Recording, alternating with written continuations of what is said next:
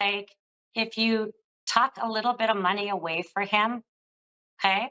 Just a little bit, Uh-huh. every little bit, just I don't care if it's $10 every week, just a little bit away from him. He's going to need that shortly. Um, to get out of something, to get out of a situation, to because I feel like he has no control of who's making the decision. I actually feel like that decision is going to come from this woman, that she's kind of in charge of the decision making at the moment. Right. Well, there are several women, and one, one. I I'm believe sorry. what she's told him Sorry, is go not ahead. true. I'm sorry. Well, one I believe is not true at all. Um, she's trying to trap him. Yeah. So your son has some really he's going to have to really sort of be clear and be strong in things. But I do think that there's a process around him that, like I said, he's got some tough decisions in him or around him. I'm going to run out of time, so I'm going to just say a couple more things if you don't mind, Miss Ginger. There's Okay. there's a name like David that keeps coming up that seems important around this conversation that could be helpful. And that I think that the big piece for your son for him to focus on right now are not women because they seem to cause him a lot of problems right now, but is this job change. I think there's something big for him there that could bring him in a good Okay. direction. Now, Okay. one last thing. Your son is really struggling with a lot of depression. Okay. Okay. And I feel like he actually he's overwhelmed and doesn't know. I feel he doesn't know what to do sometimes. Okay. Um, so can I ask, did he move to another state from you? He moved back home just recently, but there may be a possibility he's leaving again. I think so. I think there is that he's going relocating. So that seems to be showing up, and I feel like you're going to actually hear about that even before March. Okay. Okay. Yeah, the Well, one girl told him she's pregnant, and I don't think she is. I feel she isn't. okay. Well, pregnant. There's a choice there for her. Um, I feel like, and it's ironic because I feel like you would know even more by December about that whole situation. Okay. And okay, and so I feel like your son, particularly with two women, are going to have some tough decisions in front of him. I'm just saying, and Okay. I feel like that I would really be really mindful about because there could be a legal process concerning the young woman who is pregnant. Okay. Okay. Okay. Okay. Thank you so With much. love, my ginger. I'm giving you a big hug. You're a good mama bear. Thank you. And Thank well, you. you are. You're a good mama bear. And we're going to talk again one day soon. Okay. Okay. Thank you. Okay. Take Bye care. bye.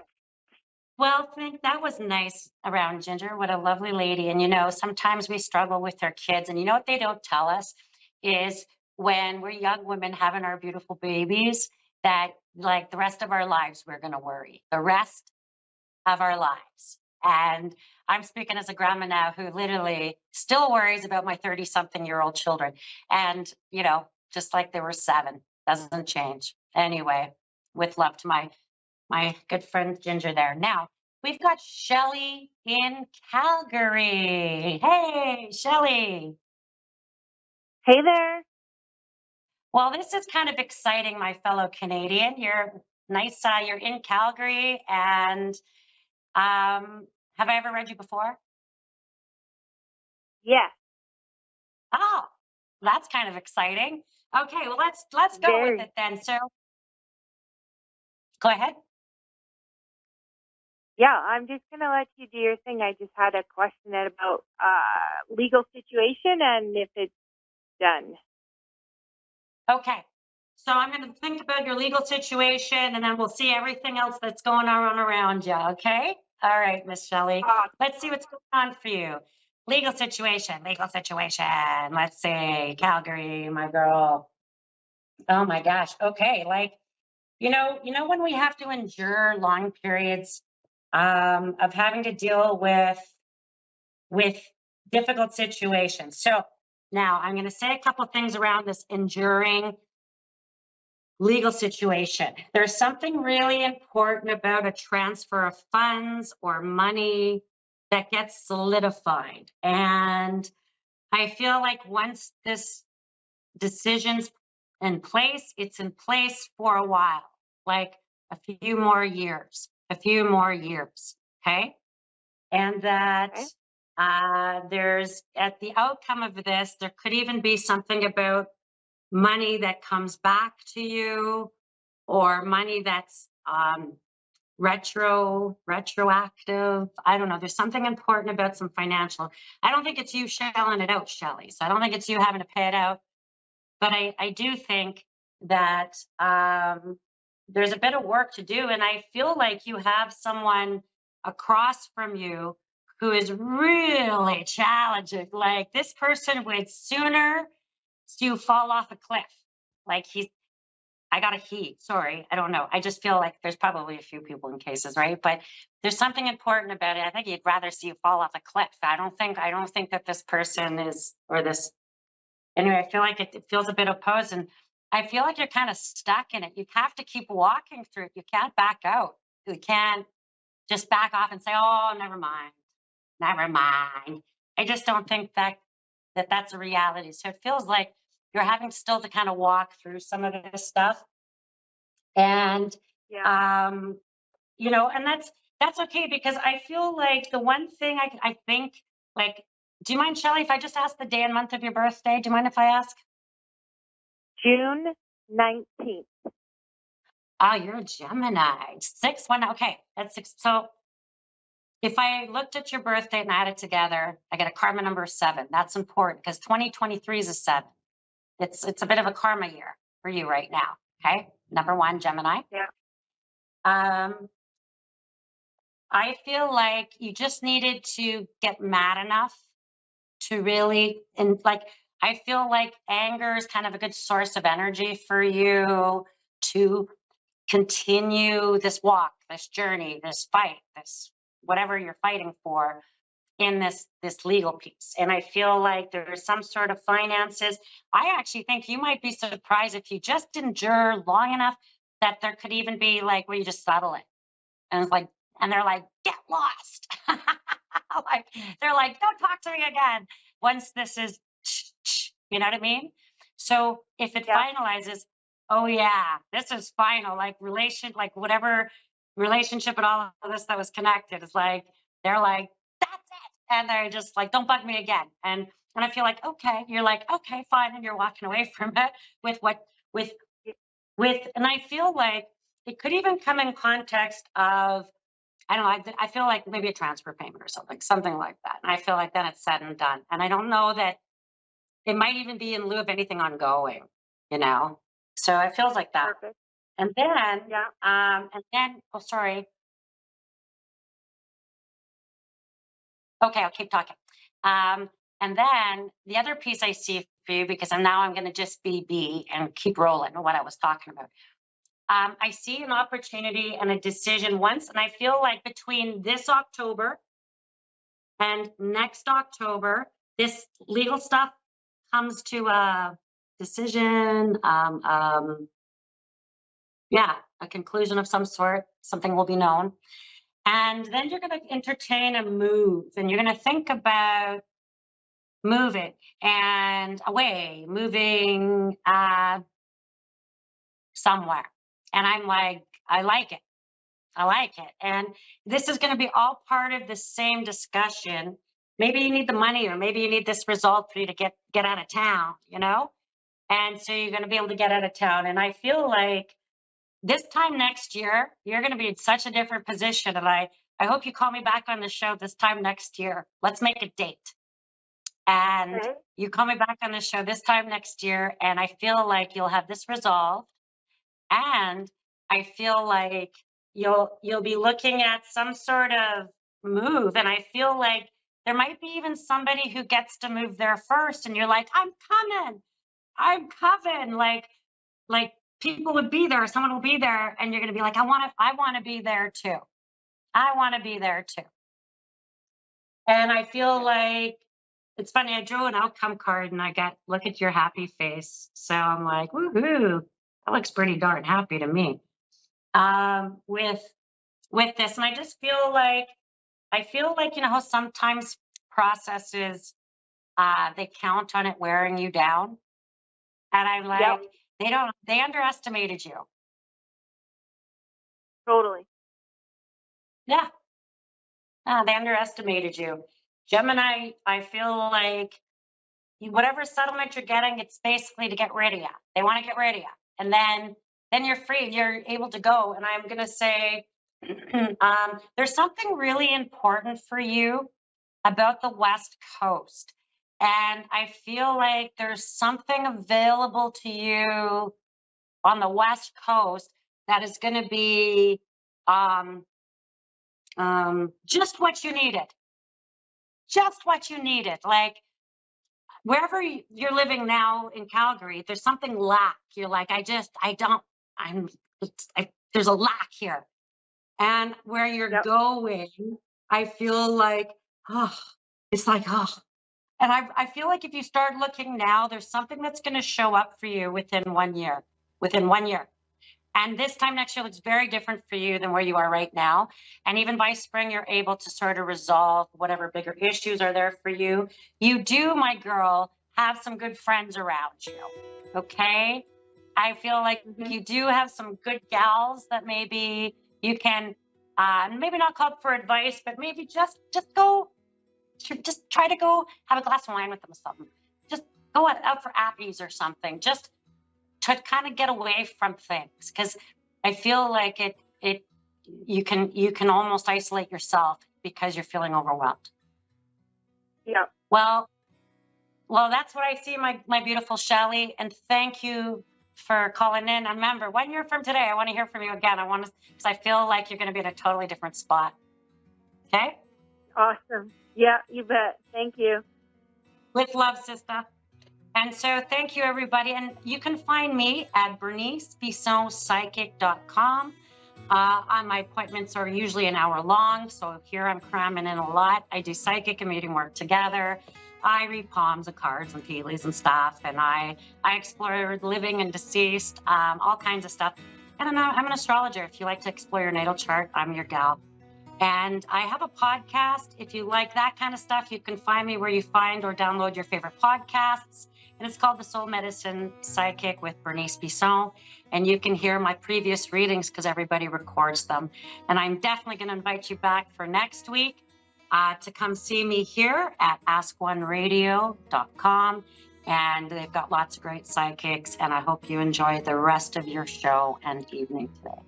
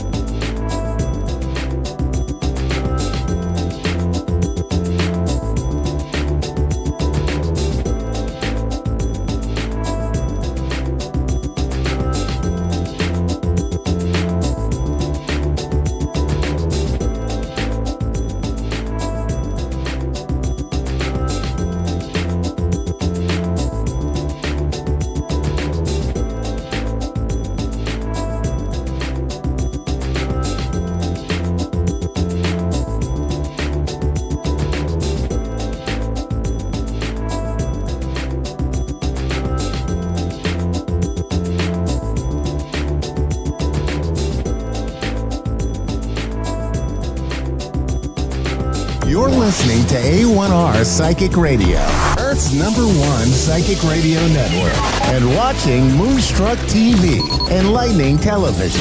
Welcome. Time for the Mini Medium with Stephanie Cowan. Live from tarotwithsteph.net. Connect direct. In North America, dial 888-454-2751. In London, 20-3519-2158. In Sydney, dial 02-8488-3147. Or online, contact us through our Facebook page, facebook.com/psychic radio. Or one of our websites, askoneradio.com or moonstruck.tv. This is the Mini Media on A1R, the Ask One Radio Network. All right, hi guys. Welcome. I am your mini medium on the A1R Psychic Radio. Happy Hump Day today. I am excited to be on today as usual. And I have a feeling we're going to have another amazing episode tonight on my podcast. So I'm hoping that you all had a great week. Invite you guys, but here in Utah, we're starting to see the fall colors come on the leaves. So if you're in a state where you get to actually experience the different seasons, it's beautiful. So we're starting to see temperatures drop, which makes me a little sad, but I'm actually excited to see the fall come because I feel like that's one of my favorite holidays of all times is Halloween and my favorite season. So I actually am a summer girl, but I sure do love the fall time. Went out today and put all of my fall stuff out, and I thought about putting all of my Halloween witchy stuff, but I thought, all right, well, we'll do this, in the correct order, I guess, if you will. I don't know, but anyhow, I am just super looking forward to so many fun things coming. I just finished this last week. Had the absolute privilege, if I can talk, the absolute privilege of being able to provide readings at FanX. So here in Utah, kind of like it's Comic-Con, millions of people. I mean, it was incredible. And I went with my paranormal team called WAS. And actually, we're super excited because next week we will be doing a special news episode on Channel 5 KSL here in Utah. And we'll be going out to a very famous I guess it's kind of like a hotel, castle, home in the Ogden, Utah area. And we're going to be doing a paranormal investigation on the news for the Halloween episode. So that's going to be super fun to do. I think my husband thinks I'm nuts because I love to go out and do paranormal investigations. It's like the ghost hunting stuff, and it's that time of year. So we got that coming up, which will be super exciting. And I'll post on my Mini Medium page and also on my website, mini-medium.com. So my new website is mini-medium.com, and all of my stuff is posted there. And then we had the opportunity to also do readings at an amazing musical concert venue called Super Bloom.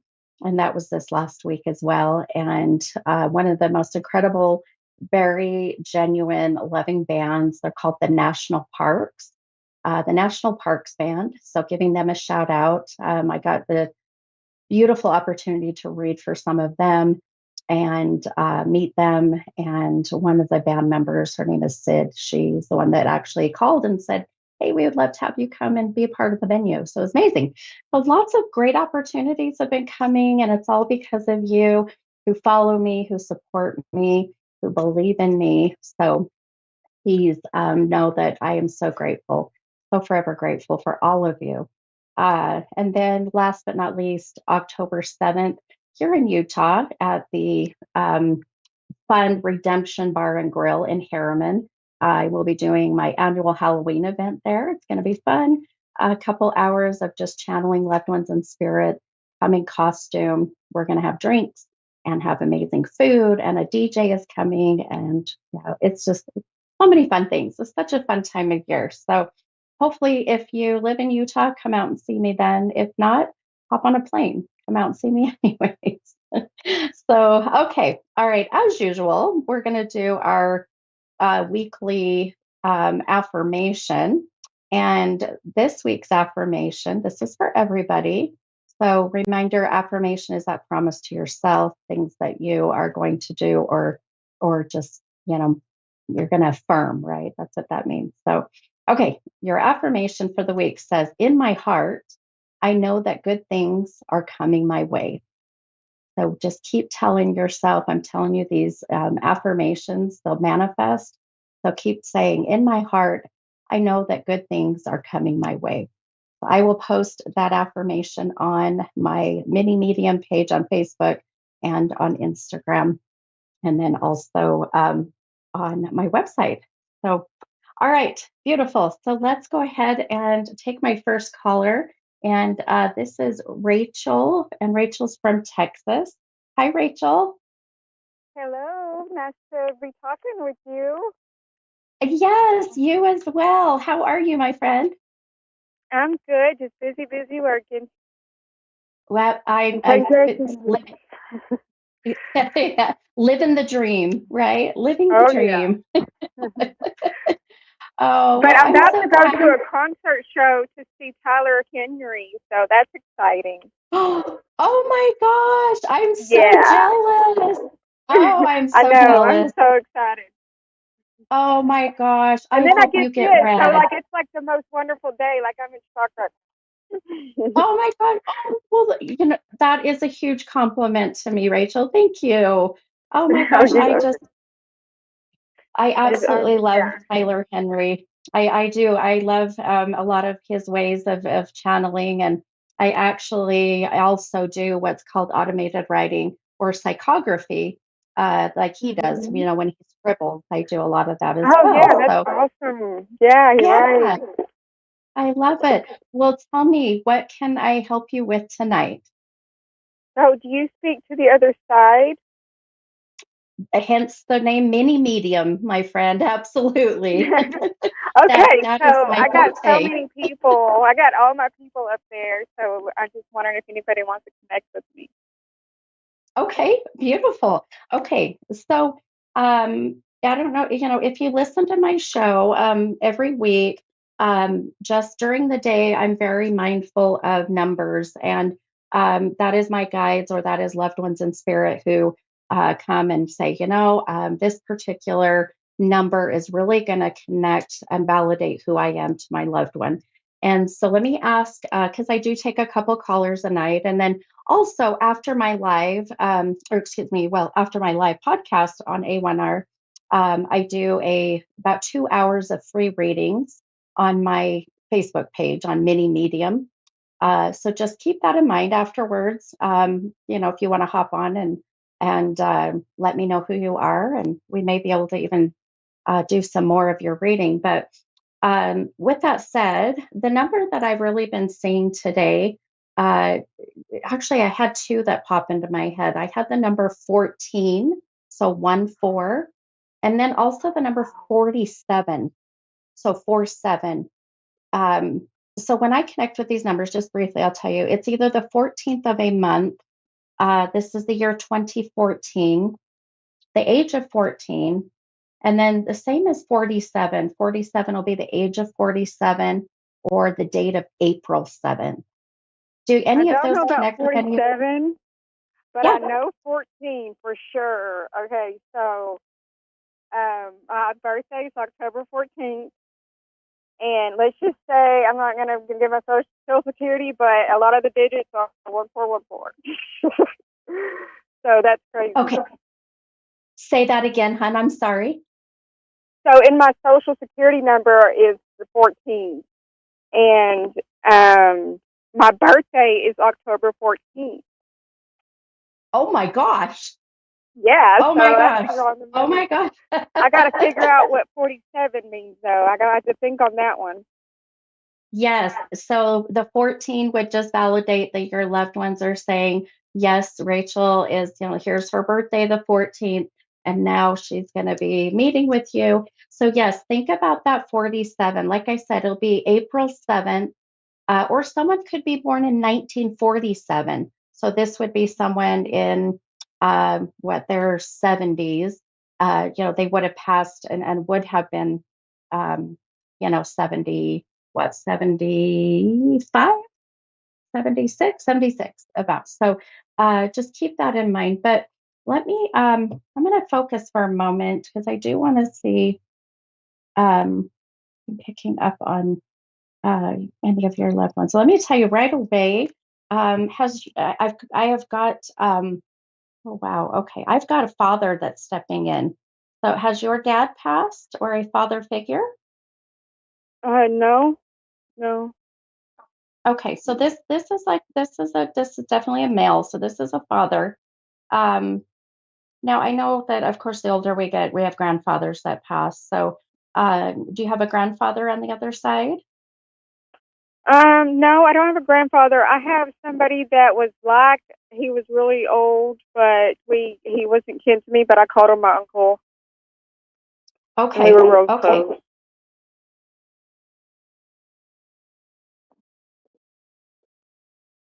Very close with him.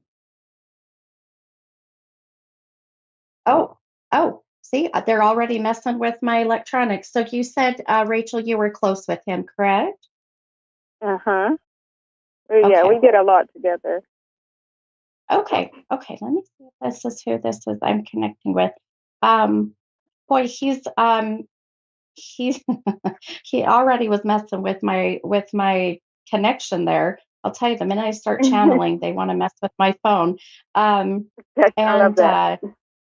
yes, I do too. I love when they start to do that. So, and he just showed me the number 61. Boy, that's a very big number. So, this will be the age of 61, or this can even be June, the month of June, or January.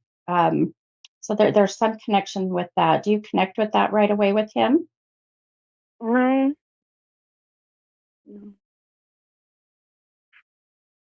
I don't know what the age he was when he passed. He could have been that age. I'm not sure, Okay, but okay, he just might keep have. that I in don't mind. know. Yeah. Okay, no, that's fine, honey. Keep that in mind. Um, Now he is Are you coming able through to with speak to anybody specifically if I ask? yes, absolutely. Okay, well, my sister, I really would love to speak to her. Okay, hon. Okay, okay. Let me see what if I can get anything there. Um, okay. I just heard a three-syllable R name, so I'm getting like Rebecca, um, three-syllable R name just right now. And then she's showing me I'm getting a single white rose right now. So there's something about the rose or roses. Um, but then I do hear the three-syllable R name. So if it's not connecting right away, take it with Well, you. Um, could it be Lorraine? No. is that your sister? No, well, her middle name's Lorraine. Okay. No, this is three-syllable R. So keep that in mind, Rebecca. Um, like My Rolanda. name's Rachel. This would be the three syllables. That's okay. Keep it in mind, hon. But do you connect with the white roses? Why I'm seeing white roses very specifically. Hmm. I don't know. I don't Okay, remember the funeral or anything because I was in, that state of shock still. gotcha. Okay, hon. Okay. Let me see what else I can get. Because you have many on the other side, by the way. You have many. So I have I'm looking more up the. people that were close to me on the other side than I have here. I'm I lost so them all. sorry, hon. You did. And that could be why we're getting so much information at once because the minute that you open up, I call it that portal, they all want to come in. So, um, but, okay. So, if this is sister, I'm starting to feel. Um, Now she comes across the female that I'm starting to pick up on right now. That her passing is very quick and very unexpected. I feel like her soul is taken from her very fast. Does that connect with your sister? Yeah, she died very unexpectedly. Like, Okay, she took her own life. she did. Okay, okay, hun. Yeah, and I I don't know feel if that like was that. too much information, but Yeah, no, that's fine, hun.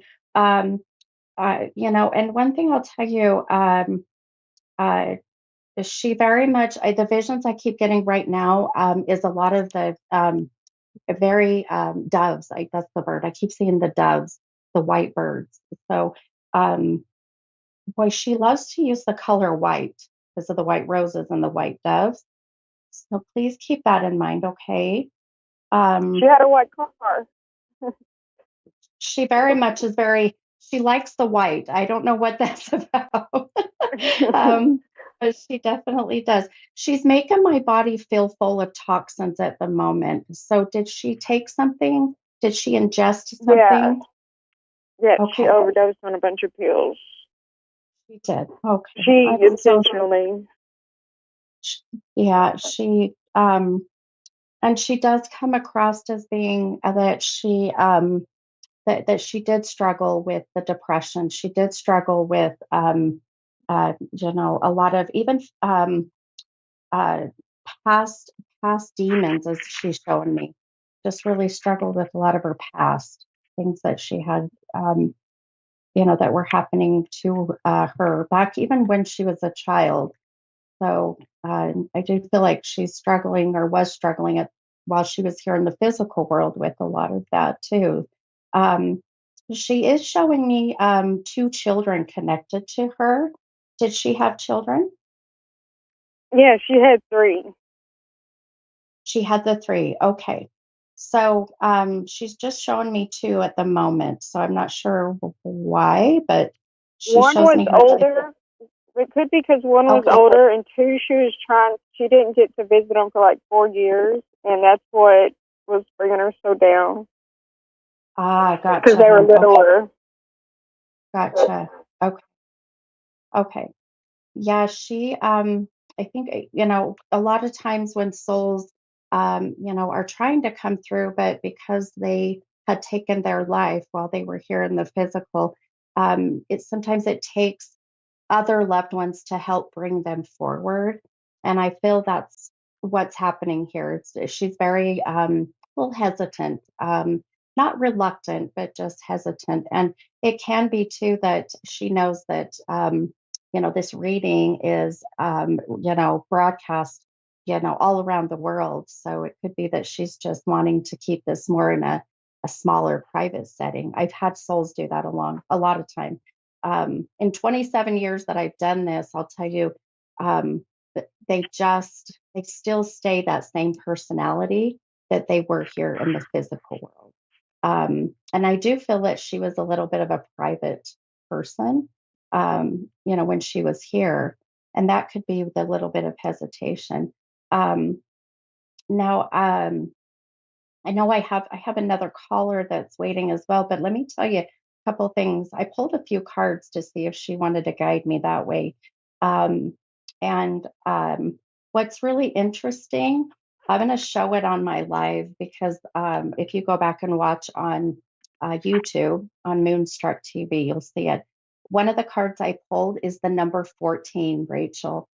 I just pulled it randomly, and it's this beautiful red temperance card. And so I feel your sister, it would make so much sense why she is showing me your birthday of the 14. And then she has me pull a card with the 14. So this is her way of just wanting to validate that connection with the two of you. Um, Yeah, she's gonna party with me on my birthday coming up. Yes, I love it. No, I love it. And the temperance card too, if you think of tempered glass can't be broken. So what this says is that now that she is in spirit, she now feels like she's not broken, no longer broken anymore. Do you understand that? Yeah, she can now see her baby.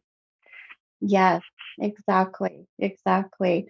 Well, I'll tell you, if you're up and available here in about an hour, I'll be on my Facebook page, my mini medium Facebook. I'm going to go live and Okay. do more reading. I would love to see if we can't channel her more, um, because I feel like she's wanting to step forward, but I think just a little reluctant. But the overall feeling that I get from her too, though, I feel, Rachel, is that she's just very at peace. And to me, feels like she's finally more productive on the other side than she feels she was here in the physical. So, Yeah. very protective of you, that's for sure. Very protective. Good. I need her. I need her to be. She's my Absolutely. light. Well, thank you Absolutely. so much for taking my call. Oh my gosh, thank you for calling, and I hope to see you maybe on my live in an hour. Oh, you will. See you soon. Bye. Okay, hun. Okay, bye-bye. All right, guys. Okay, lots of energy that comes in. So let's go ahead and take my next caller. And this is Lucy. Lucy from Arkansas. Hi, Lucy. Hi, it's Ann Allen. You know me. Oh my gosh, how are you? I'm doing okay. How are you? Oh my gosh, hon, I'm hanging in there. I love that you got hooked up with me. That's amazing. It Well, was so random. I was like, oh, wow, okay. that is crazy. Well, how can I help you tonight? And I know I've got about 6 minutes or so, maybe less. Let's I don't just do know. a I'm wise. general today. General Hun. Okay. Okay. Let me see what comes up. Just with cards here. I'm going to throw a few cards out. So, um, all right, my friend. So, a couple of things that came up. So, general, um, well, you pulled, I'm using my chakra tarot, and two cards that came up, I'll show them on the live, are both orange. So I've got a Two of Wands that came out upside down, and then I've got a Strength card that came out right side up. So right there, the orange within chakras, that is connecting to your sacral. And your sacral chakra is where life is brought into this world. But this is also connecting to the female organs. And I know we've done your reading in the past. And I know, if I remember right, and correct me if I'm wrong, that working on your health has been very important, right? Yes, yes. Yeah. Okay. Okay. So the fact that the two and that orange comes in, and the strength card. Now, um, the wand being upside down is just, I want you to know here in the next, oh goodness, probably here in the next 6 weeks, then you're going to see some changes coming, um, with your strength being, challenged a bit. So, here in the next 6 weeks, just be prepared with some things happening.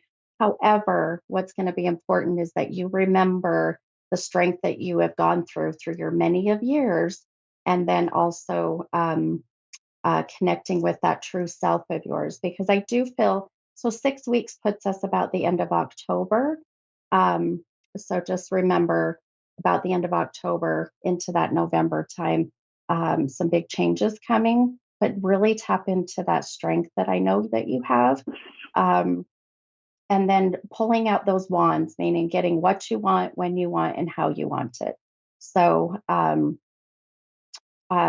just make sure that you're not going back to old ways, okay, my friend?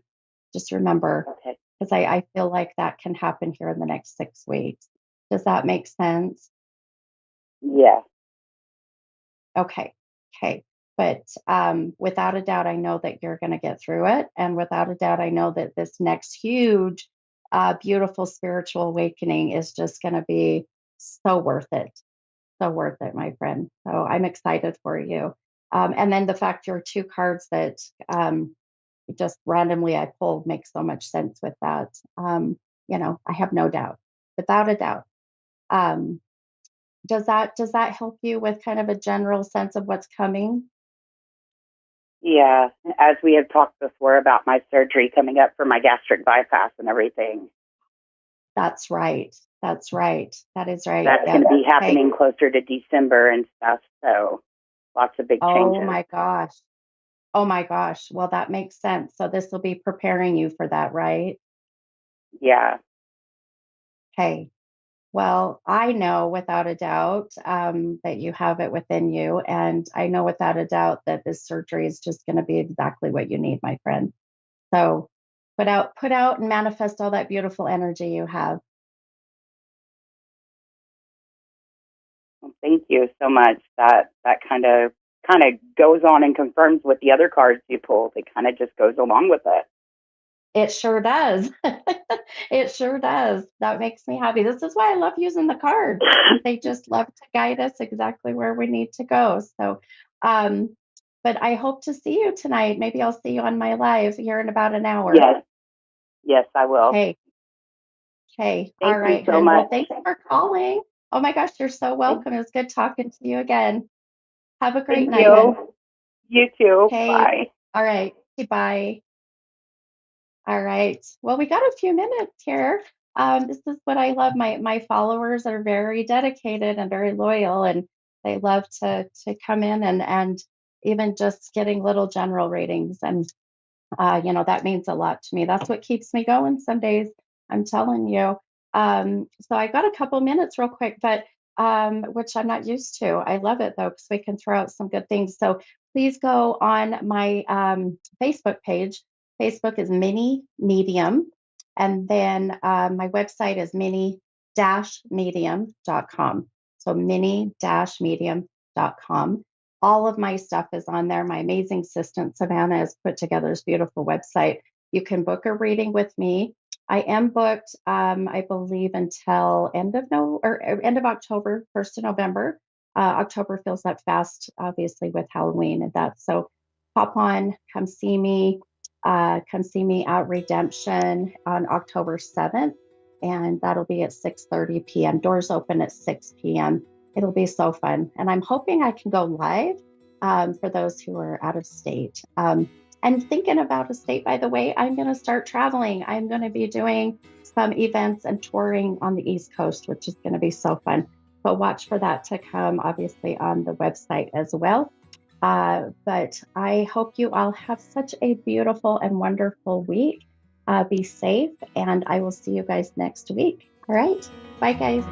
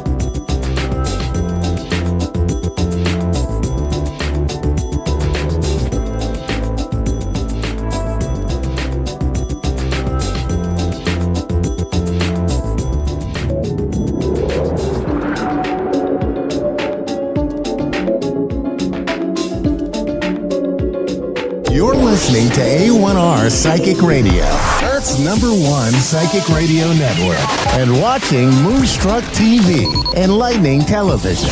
Welcome. Time for Psychic Paths with Suzanne Marie. Live from PsychicPaths.com. Connect direct. In North America, dial 888-454-2751. In London, 20-3519-2158. In Sydney, dial 02-8488-3147. Or online, contact us through our Facebook page, facebook.com/Psychic Radio. Or one of our websites, AskOneRadio.com or Moonstruck.tv. This is Psychic Paths On A1R, the Ask One Radio Network. Hi, everyone. Welcome to A1R Psychic Radio. I am your host for a little bit. I am Suzanne Marie from Psychic Paths. And yes, I am a clairvoyant and a light trance medium. And I welcome you for these few minutes. So we're looking forward to the harvest moon on the 29th of this month. It's a full moon in Aries, and it's going to be really, really good for everyone. It's a harvest. So every full moon is for releasing what does no longer benefit us. And so this moon is going to do that, but it's really going to give us some energy and some clearing, and it's going to uh, get us rolling in the ways in which we need to do the things that we need to do, focus on, and I think that it's going to be really, really good for everyone.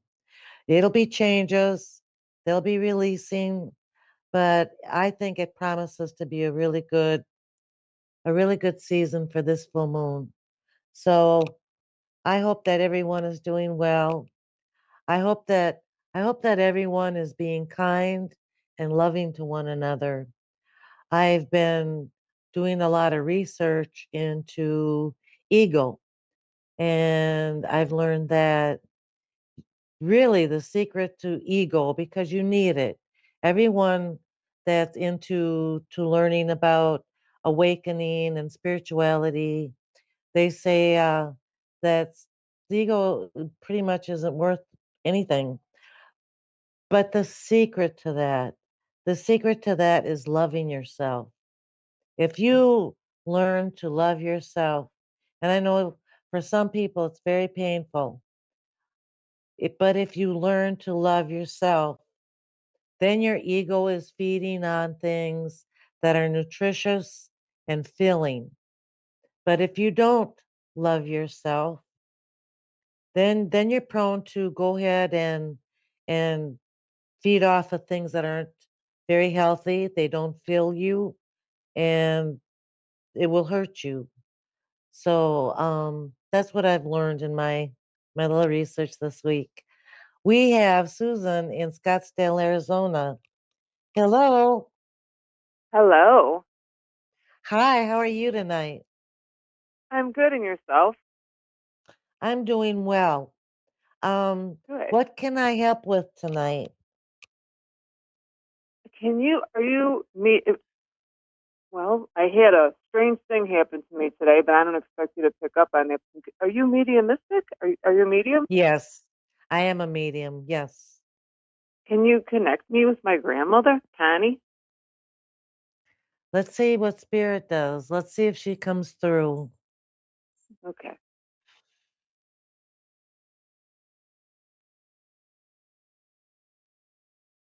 Um,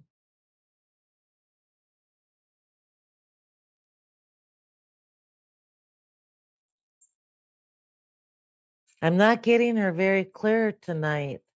Okay. But I'll keep trying. What I did get, the reflections that I did get is something shocking, and I don't know where that's coming from. And then I got some kind of a confusion. I don't know how that resonates. Um, but I'll keep trying to pick up on her. Okay. I might be up Okay, for some heart surgery. Maybe that's it. you? Yeah, Oh my goodness. yeah, maybe. Um, Well, I've had it before. They just kind of screwed it up. so was that shocking? Because I feel that there was a shock to something. There was a shock. There Unbelievable. was a shock that happened today. There was a shock that happened today. I encountered a woman that something shocking happened to me with, but that happens to a lot of people, right? Yes. People do weird things So these days. yeah, and you just gotta say it all. That takes all kinds to make a world. Where Exactly, did exactly. where did the confusion come from? Because I feel confusion too. Um, this lady was telling me a lot of things that I already knew, and it was just she just started spewing off all this stuff that I knew, and then I don't know. She was asking me I for know money what after it that. A lot of is. what? I know what it What? is. What? Um, she was talking down to you. She had an air about her that she was going to tell you even if you knew it already. I was just talking about ego, and I feel like this lady was in her ego, like she just Yeah, wanted to do it. And I yeah, think that is confusing when you have the information. yeah, It was kind yeah. of not giving you the benefit of experience. Right, right, exactly. It was an interesting So encounter, that's for sure. But we are in Scottsdale, so you know. I feel like I feel like you handle it really well, and I feel Yeah, like she was just being a know it all, and yeah, I think it was antagonistic to you, but I don't think she was yeah. really good at reading that either. How antagonistic it was for her to do that. Um, Why do the guides give out information like that? Don't you have gatekeepers or, like, I don't know. I don't know. Why do they um, let them know all that stuff about you? I They hope knew a that lot of things about. I hope that I'm connected to spirit, number one, and I hope that I am of Yeah, some help to the people that I read for. Um, yeah. it's really, really what I would consider a gift to me in order to help others.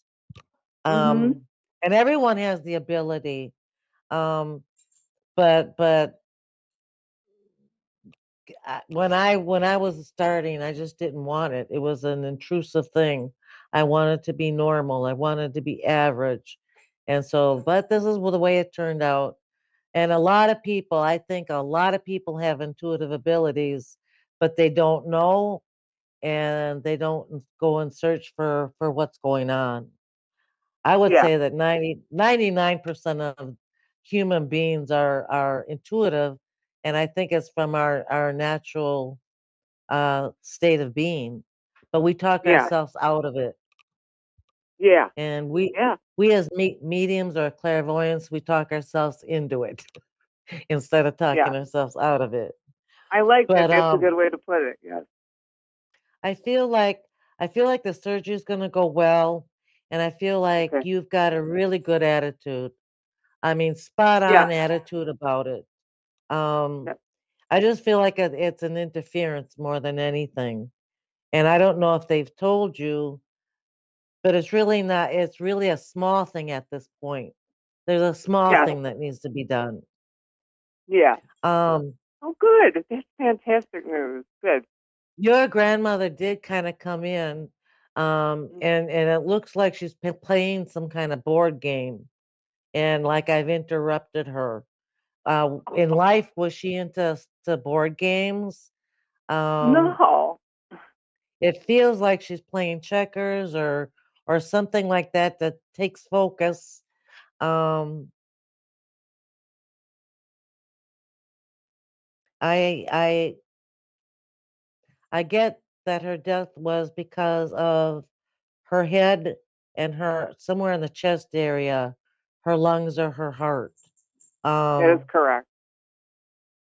I feel like she had a very sad life, and it Yes. kind of hardened her. There was a hardening to her.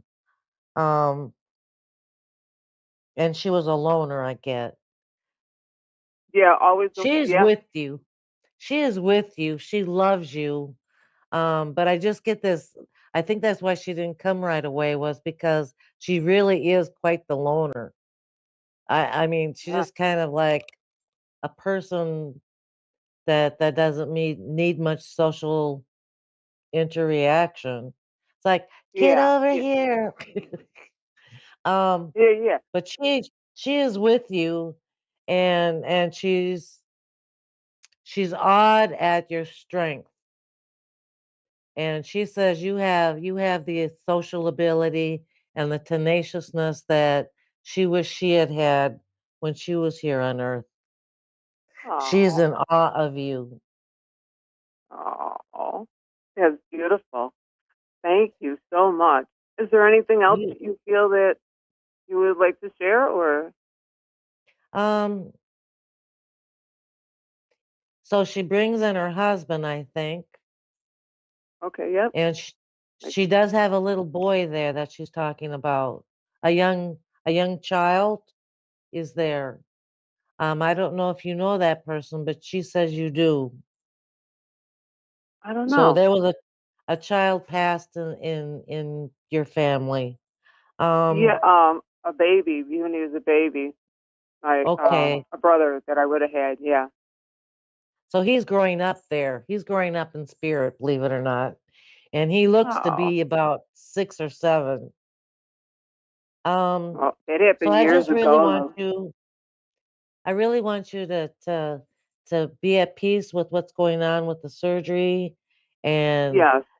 I am so proud of the way you behaved with the person that was a know-it-all, and know that the Yeah. surgery is going to do just fine. You'll be just fine.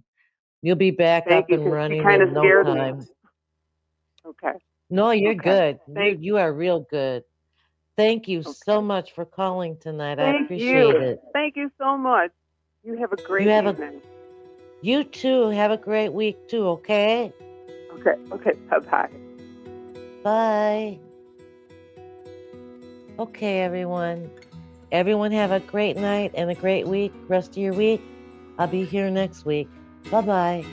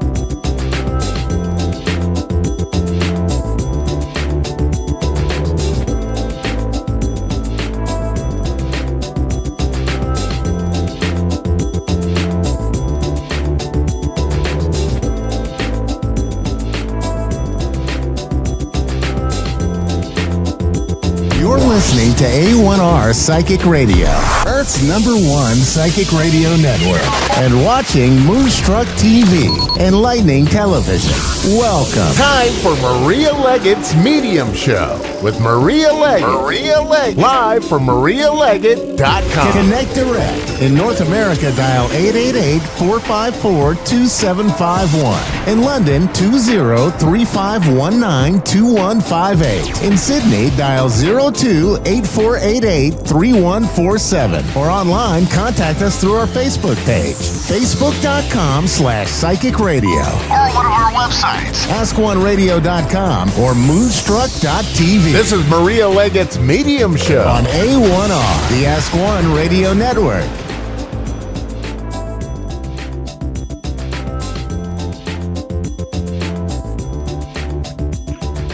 Hello, everybody. My name is Reverend Maria Leggett, and I'm coming to you from Dayton, Ohio. Fabulous place. I know that not everybody loves Ohio, but I love Ohio. I think it's amazing. It is the heart of it all. So I am super happy to be on here this evening. I am hoping that we can have a guest pop on tonight. That'll be awesome. I want to talk about some things that I have coming up. So on Tuesday, October 3rd, we will have Practicing Your Intuition, which is a live coaching session to learn how to begin using your own intuition. And it's free. All you have to do is go to templeofthesacredcircle.org. And that is my online temple where I teach about your intuition and I teach about mediumship to help you begin to get in touch with your own guides, to be able to learn what you need to do to hear from your spirit team. So the first Tuesday of the month is a free class called Practicing Your Intuition. And then on the second Tuesday of the month, we have Developing Your Intuition, which is where I take 10 people into a circle and we begin to learn tools on how to understand how our spirit guides are speaking to us. The first one is practicing, it's free. The second one is a paid class. And I only allow 10 people in there so that I can spend time with each person to teach you the tool of that month on how we're going to work with things. And the very first class is going to be on October 10th.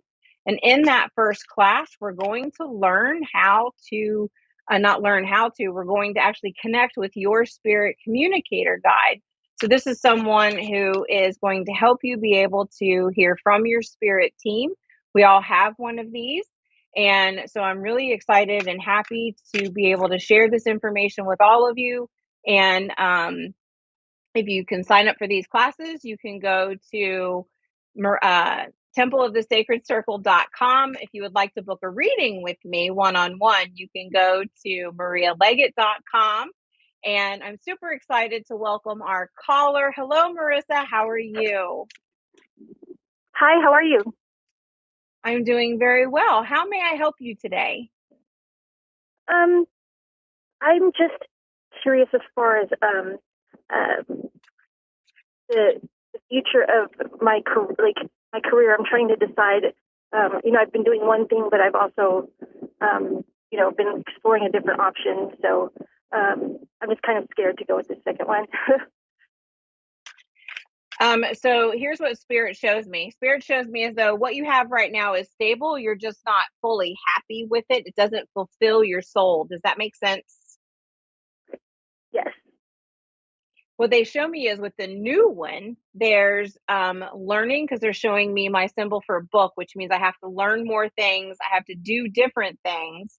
And they show it to me as though at first, it may not be as lucrative as you would like it to be, but it will come. However, it's going to make you feel happier and more in alignment with your purpose. Does that make sense? Yes, I believe it.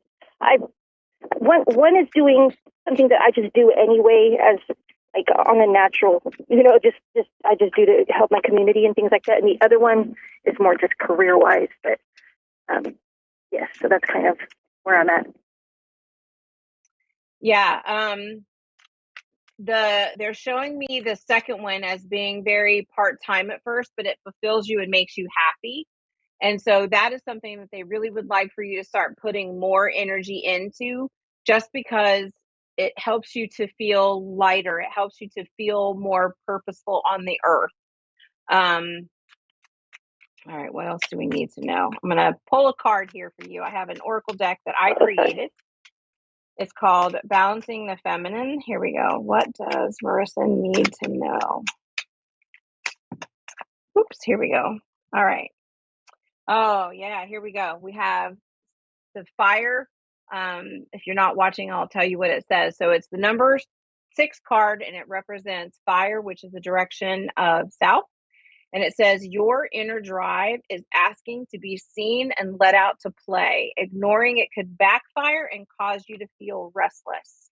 And so it really is time to allow your spirit to fly and do what truly makes you feel passionate about something, because spirit is showing it to me as though you're holding back your flame, your passion, what makes you happy. Does that make sense? Yeah, it's so funny that this happened to just happen. I'm on my way to I'm on the Human Relations Commission for the city that I live in, and I'm on my way to the meeting now. So it's just funny that this just worked out right when I was on my way here. So, I love how spirit does this. That's amazing, right? Continue to follow your passion, continue to do this. And it's funny, I don't know if you've ever thought about this or not, but they're showing me that you could like run for something on city council to start making more of a difference. Funny.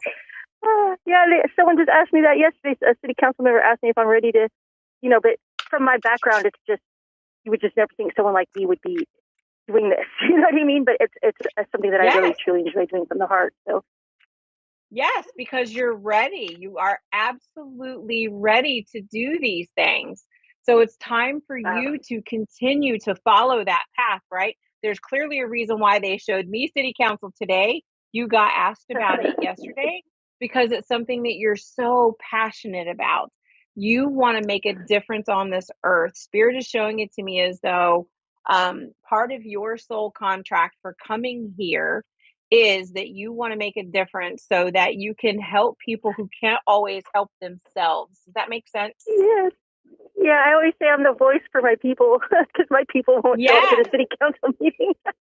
Oh, yes, I love that. That's amazing. And so, and the thing is that you're coming from a place of authenticity, right? One of the things that you cannot stand are politicians who will stand up and say, this is what I'm for, but then they go vote a different way or say something completely different off camera. And so you will actually be able to have that voice for the people around you because you are coming at it from a beautiful place of authenticity. And that's really what the people are looking for. They want realness, right? They don't want somebody who's going to stand up there and hold their hands the right way. They want somebody who's going to be honest and get angry when they need to get angry and be passionate when they need to be passionate. And this is really something that could very much work for you, especially because it means something to your heart. It's very important to you. Does that make sense? Yeah. Our city is in a major state of turmoil right now, and it's been on nationwide news. So it's kind of like, I sometimes I think like the little bit I can do is never going to be enough. You know what I mean? But at least I did something. I tried somehow. Well, and that's the thing. That's not true. Every little thing that you do, I just released a video on my Facebook page about this. Every little thing that you do to send your light out into the world is making a ripple. And those ripples are going all the way out to the edge of the universe. So even if you don't feel like you're making a huge impact, you really are. Because you're impacting your immediate community. And because you're impacting your immediate community, they're going out and talking about the impact, and then they're talking about it. So it continues to go on and on. So never feel like the impact that you're making is small, because it's not. And I just pulled another beautiful card for you from my deck, Balancing the Feminine, and it is the Blue Moon card. You know that saying, once in a blue moon, right? Yeah. And here's what it says. It says, stop waiting for the exact right time to do what you want. Make the time to be happy now, in this moment. Use the good dishes, right? We always hold the good dishes for holidays. No, do it now. I'm sorry. I mean, you can't make this stuff up, right? These cards are coming. They're giving you all this great information. It's so funny because we only have the meeting once every quarter, so it just happened to be today. I love that. Oh, how cool. Spirit has got the greatest timing for you to be able to help you and show you. We're right here with you, walking this entire journey with you, because you're speaking from such a beautiful place, and they want you to continue doing that work, allowing your voice to help others to feel like they're important too. Aw, thank you. That makes me feel awesome. Oh, you're welcome. Do you have any last questions that you would like to ask? Do you see, I mean, the only other question I would have is, do you see it getting any better, like in my hometown? It's pretty bad right now. Well, it's funny. So the card balance just popped out of my hand as soon as you asked that question. And Oh, the wow. card balance has the picture of the yin and the yang in sand. So it's got white sand and black sand. And it says maintaining balance is imperative for self-care. You must fill your cup in order to give to others. Take the time now. So what's really needed is to find balance in the city, right? Find balance in that city. Find a way for people to be able to give and take. Right now, it looks Right. like it's like a whole lot of people are yammering at each other, chat, chat, chat, chat, chat, chat, chat, but nobody is listening. Does that make sense? Right. It's the wild, wild west out here right now. Yeah, so it's really important that your city tries to find a way that people can be heard and people can speak to be able to find that balance between the two. Does that make sense? Yes, completely. Yeah. And so if you can find a way to do that, that's really going to enable your city to come to a more level ground understanding for how to move through the difficult things that they're moving through. And just know that they have a voice and what they have to say is very important to the world, and that you can help do that for them by taking the position and doing all the things. Right. Thank you so much. I really needed that today. I am so glad. I am so glad. Thank you so much for being on here with me. I am so grateful for your time and your energy. Enjoy your meeting. Oh, thank you so much. I'm going in there now. Awesome. Have a good evening. I appreciate your work. Thank you. And don't forget, if you would like to sign up for a one-to-one reading, I am now offering Akashic Record readings. And it is a beautiful 45-minute session where we go into the Akashic Records together, and you are able to ask a question without me knowing what that question is, because I give you that experience. And then you can ask me to go and get information for any other question that you would like. So we have that available at marialeggett.com. And you can also do a mediumship reading where we talk to your crossover loved ones. You can do a spirit guide reading. And if you like these beautiful cards, this Balancing the Feminine deck, you can also buy it as a downloadable PDF where you can print it and use it at home. And you can get that online at templeofthesacredcircle.org. And I also have beautiful tarot layouts for free that I have out there listed for everybody at templeofthesacredcircle.org. And I have layouts that you can purchase as well to help you with all of the different seasons. We're coming up on Samhain, which is on Halloween, October 31st. It is a beautiful time when the veil is the thinnest and our loved ones are speaking to us so clearly. It has been my honor to be with each and every one of you this evening. I would love to hear from you. Love to see you in the temple at templeofthesacredcircle.org or in a reading at marialeggett.com. Thank you and have a wonderful evening.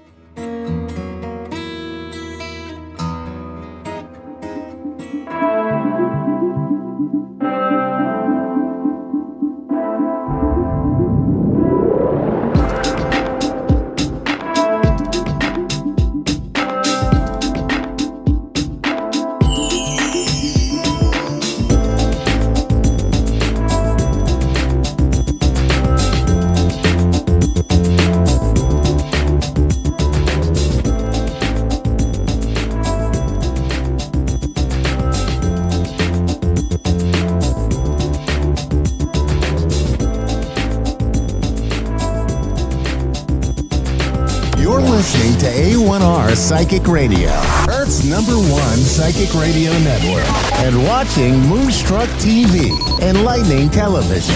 Welcome. Time for New York City Celebrity Psychic with Perry Lyons. Perry Lyons. Live from PerryLyonsBrilliance.Wixsite.com/Perry Lyons. Connect direct. In North America, dial 888-454-2751. In London, 20-3519-2158. In Sydney, dial 02-8488-3147. Or online, contact us through our Facebook page, facebook.com/psychic radio. Or one of our websites, askoneradio.com or moonstruck.tv. This is New York City Celebrity Psychic on A1R, the Ask One Radio Network. Hello, darlings. Perry Lyons, New York City Celebrity Psychic. I have no makeup on today, and I'm in a totally different environment because I saw a great Broadway show last night. Shout out to my friends Scotty and Jim, who got us tickets. But it was called Some Like It Hot, based on the Marilyn Monroe movie, and it was wonderful. So, but I do not have a lick of makeup on, and I'm at a girlfriend's house in Brooklyn because we went to Sardi's to celebrate afterwards, and I'm not as young as I used to be. Anyway, hi, I'm Perry Lyons, New York City Celebrity Psychic. I'm here for you every Wednesday night at 9 p.m. Eastern Standard Time on A1R Radio and Moonstruck TV. We are happy and proud to be the largest metaphysical network in the world and the most successful. What else can I tell you? It's just great to see. It's great to see a show last night. It was also great because I don't think I talked much about my background here, but what I will say is I'm from about 90 years. I'm not 90 years old, obviously, but my grandfather first hit Broadway show that he wrote premiered at the theater that I saw Some Like It Hot at last night. My grandfather wrote a play called Sailor Beware, which if you've ever seen Anchors Away or the Jerry Lewis and Dean Martin movie Sailor Beware, or essentially any like two sailors on the town movie. It's based on my grandfather's play. Lindsay in Nashua, New Hampshire will be with you in about 5 minutes. I just want to do the tarot psychic weather. What I'd like you to do, and what I'd like everybody to do until then, is my darling Lindsay. And I have so many relatives in Nashua. What I do. I love New Hampshire. Live free or die. Yes, beautiful. Yes, absolutely. For the rest of us non-New Hampshire people, that's what it says on the New Hampshire license plates, because New Hampshire is where all the like original American patriots came from. My darling Lindsay, what a beautiful name too. Yeah. What I'd like you to do is breathe in deeply and then breathe out like through pursed lips, like you're blowing out a birthday candle until we talk. Because what that does is it stimulates what's called the vagus nerve. Not the vagus nerve. The vagus nerve is one that the Las Vegas nerve. It's where you wake up in a strange hotel room with a bunch of sex workers. But yep. But enough about my personal life. Okay, my darling Lindsay, I can already tell I just adore your energy. So thank you. Quickly, oh, my pleasure. Thank you. I'm just going to quickly do the psychic tarot. My producer just put something up on the screen that said, "What happens in the vagus nerve stays in the vagus nerve." Stays in the vagus nerve. His name is Dave Solomon, and he is so awesome. And luckily for all of us, he's married to the most beautiful woman in the world, Constance Solomon. Okay, yeah, so everybody needs people around like that. Oh yeah, totally. Oh, we're gonna have such a good time.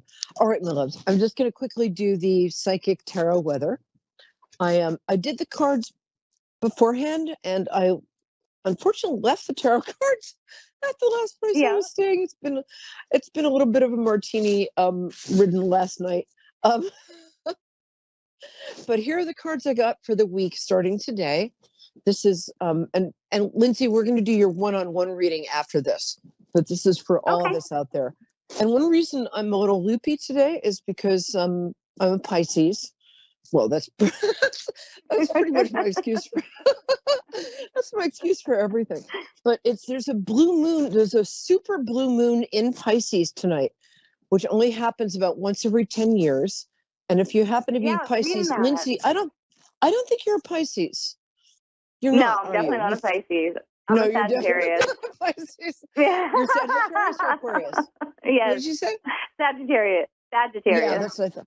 I have Sag rising. Yeah. So I feel you, baby. Okay.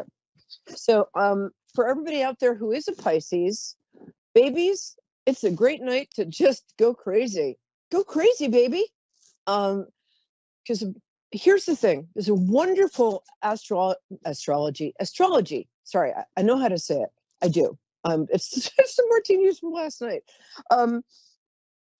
There's a wonderful astrology book called Secrets from a Stargazer's Notebook by a woman named Debbie Kempton Smith. And in this book, Debbie, who is wonderful, explains that if you happen to follow like what your moon is in, and Lindsay, I'm going to say I think you probably have like either a Leo or a Virgo moon. I might be wrong. Yeah, I am. Yeah.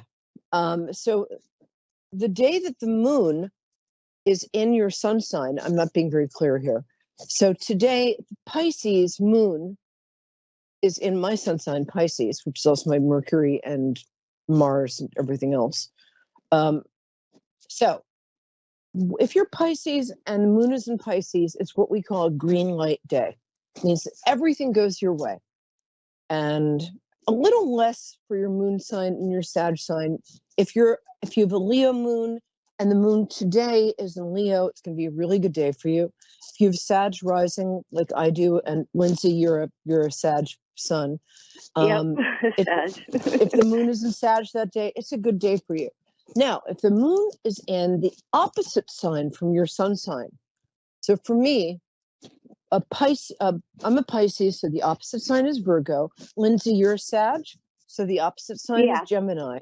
If there's a full moon, which only happens once a year, if there's a full moon in your opposite sign, so for Lindsay, a full moon in Gemini would be a day that you should probably stay in bed, curled into a fetal position with like sacred lighted candles around you. The day I can tell why today. Yeah. And the day in any month when the moon is in, for instance, for you, a Sagittarius, Gemini, or for me, Virgo, it's what's called a red light day. So don't take any big risks. Try not to go outside. Just stay home and drink. No, I'm kidding. But I remember last year when there was a full moon in Virgo, which only happens once a year. I lost somebody very close to me. So it's a big thing. But so if you're Pisces, it's a super blue full moon, which is why last night I got free theater tickets from my friends and had a great time. And when I got a fabulous guest such as Lindsay today.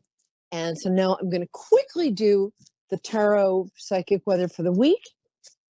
And then we're going to read for Lindsay because she's awesome. Everybody calls in here.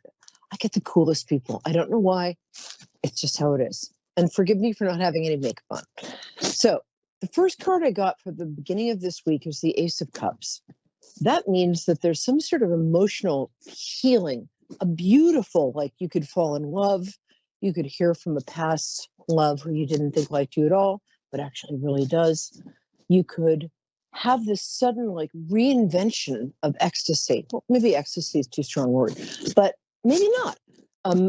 Because the Ace of Cups, aces in tarot, as in poker, are very, very lucky. When you get an ace, it means it's the beginning. It's a step up. It's the beginning of a cycle of just magnificence. So the Ace of Cups, because cups in tarot represent love and emotions. So this applies especially if you're Pisces, Scorpio, or Cancer.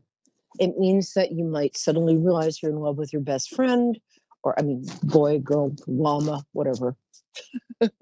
Although if you're in love with an actual llama, you might want to consult a physician before proceeding. Okay. So that's for the beginning of the week. The middle of this week, the card I got was the Knight of Wands.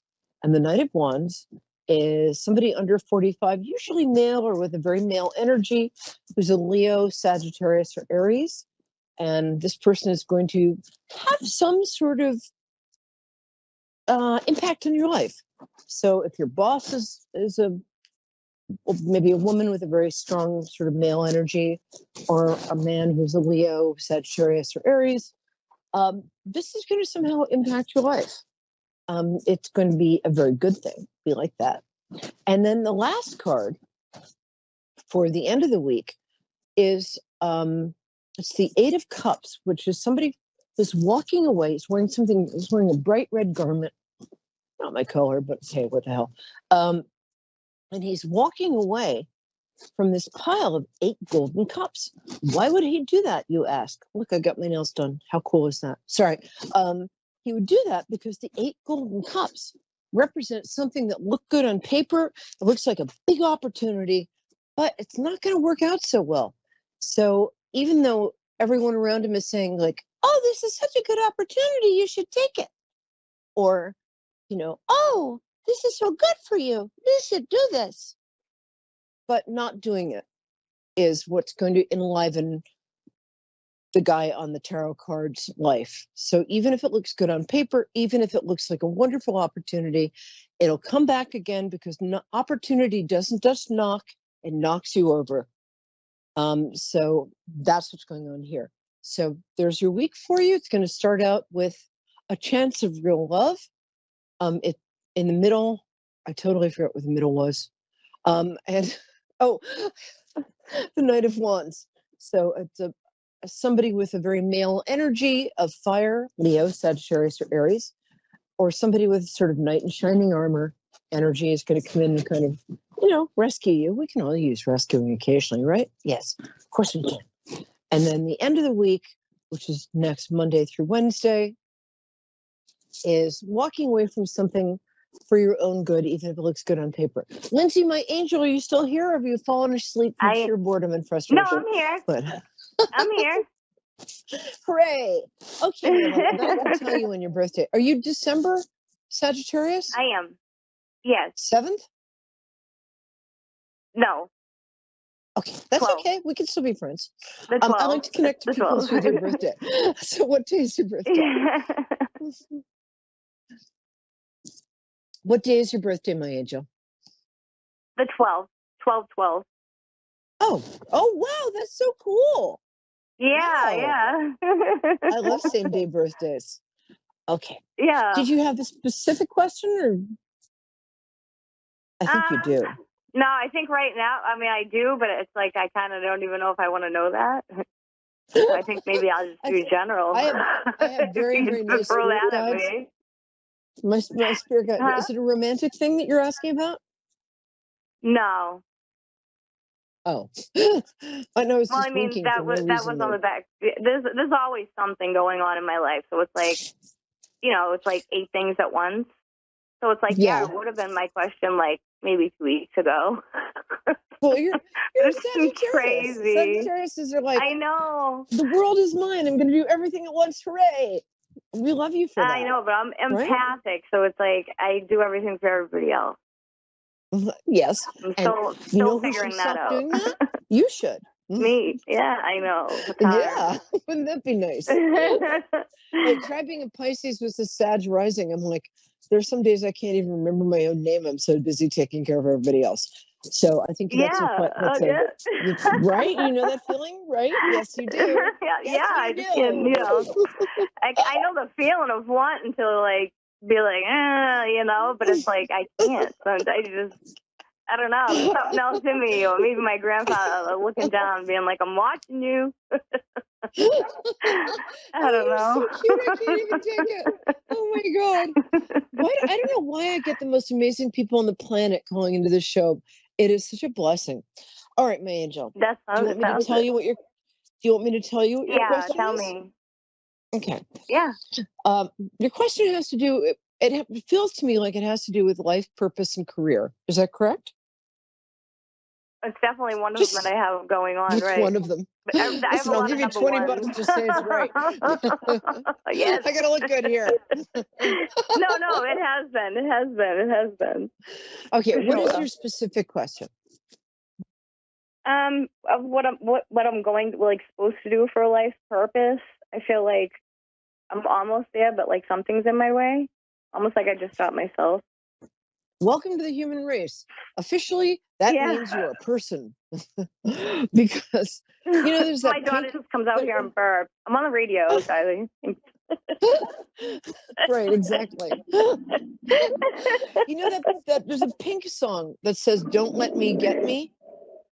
Yes, I love that song. Pink is a genius, and I'm not just saying that she because I is. think I kind of look like her, but but Even better. but "Don't Let Me Get Me" is like the anthem for the human race. Like, don't let me shoot myself in the foot. Not again, please, Yeah. God, no. Yeah, that's But what I do feel like that. Yes. Here's what my guides would like you to know. I've got like 5 spirit guides, and one of them is very short. Sorry, I just say that because it annoys him. What my guides are saying to me about you is that essentially what you need to know in the very core of your being, my darling Lindsay, in Nashua, New Hampshire, where all my Robinson relatives are. Hi, Robinsons. Okay, sorry. Is that so? If you ever meet anybody there whose last name is Robinson, they're my cousins. Okay, so All right, awesome. what my guys want you to know is that you can do anything you want. You're a very attractive person. I mean, obviously you have an incredibly attractive personality, but I can also see with my heart's eye that you're physically attractive. And people can say, "Oh, it's shallow to value that," but you are. And I've never thought I was pretty, and I still don't. But I get occasionally I'll get a very nice person who's very hard of sight will say, "Oh, you're cute." We're not good judges of how we appear or how we appear to other people. What my guides would like you to know is that you can do anything you want. And I'm not saying that like, "Oh, you can do anything you want because of manifesting." Hashtag. It's like, screw that. I'm not screw that. Sorry. No, I believe in manifesting. Sarah Prout is an actual friend of mine. But she's got a great book.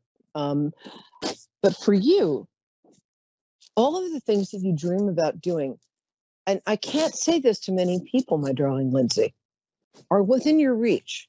I mean, I can say this to a lot of people, but I can mean it with you. Oh, that just sounded wrong. Yeah. I'm sorry. No, with you, well, to me. You have a lot to do. You're such a people person. People meet you and they fall madly in love with you. I already have, and I'm straight. So, what does that tell you? Sure. Yeah, thank you. I expect you to send me flowers and chocolates tomorrow. But absolutely. But any job for you that involves you're a great connector. You connect people. You're probably a great matchmaker. I'm a terrible matchmaker, so I'm glad somebody's good at it. But you and the middleman in the family fight. Yeah, you're very good at that. Very good indeed. Yeah. And you're a great communicator. You're also anything to do with being in public. I mean, you could essentially do my job, except that I'm a world-class genius psychic. But you could do something very similar. Yeah, I need to get there. I can't hear guides like that. Like that's what I can't hear mine. You can't hear. It took me years and years and years of practice and I don't think working I could for slow no down money. enough. Yeah, I can't. I don't even know if I'm 100 miles an hour all the time. So it's I think it's just challenges for me to stop. Google either transcendental meditation or Google SGI Buddhism, It's a form of Okay. SGI Buddhism. It's a form of meditation I do where you chant this phrase, Nam Myoho Renge Kyo. Say it with me. Nam, say it. Yep. Nam. Nam Nam. Myoho Nam. Myoho. Myoho Renge. Myoho. Good. Renge. Then Renge Kyo. Kyo. Renge chill. Kyo. Nam. Nam Fugo Renge Myoho chill. Kyo. Nam Myoho Nam. Renge Kyo. Myoho. It's Nam. a Myoho it's a Renge form. chill. Perfect. It's a form of Buddhism. Yeah. My woman who was my best friend for 20 years, this girl named Courtney Love. She used to be music, I hear. Like the original Courtney Love? Yeah. Like Courtney. Kurt Cobain's She's Courtney awesome. Love? Oh my God, Yeah. that's freaking amazing. Oh, we were best She's friends an for 20 icon years. to me. She That's is awesome. the See, I most graduated in brilliant and the 2000, so she was kindest. huge. Yeah. Oh, yeah. Right. She's awesome, and her daughter, Franny, is amazing. Princess But Bean. Courtney actually taught. Oh, I bet. Yeah. Who's possibly the most beautiful girl in the world, and this new album out. Anyway, so she taught me that. It's a form of chanting that leads to success. And the reason that she taught it to me is because, like you, and like her, my brain is always going. Yeah. And I'm like, Oh, right. I can't wait to try it. Try. Yeah. Yeah, try it. Just sit there for 15 minutes. Write out your list of wishes. And you know what? This is for everybody out there because this really works. It really works because when I started doing it, I was living in a studio apartment with a bathroom in the hall, and I chanted to have. I wrote down what I wanted. I wanted an apartment in New York City with a fireplace, a dishwasher, a washer and dryer, which if you live in New York City is impossible. And I wanted like the perfect boyfriend for me at that time who was like famous. And anyway, I chanted for this for 30 days. At the end of 30 days, I was living with a celebrity boyfriend in a duplex apartment in New York City with a fireplace, a dishwasher, a washer dryer, all of that. And it's a really great, it's a fantastic chanting meditation for those of us whose brains do not slow down. So that would be you. You have the best year of your life ahead of you. And your life purpose has to do with being the most yourself you can possibly be. And one of the things, I went to go see this great show, Some Like It Hot, last night, and afterwards was chatting with the cast. And this wonderful woman who's in the ensemble, when I said, what's the secret of success? And she said, and I will mention her name in the next show. She said, the secret of success is identify what you don't like about yourself and embrace it, because that is the most you. That makes sense?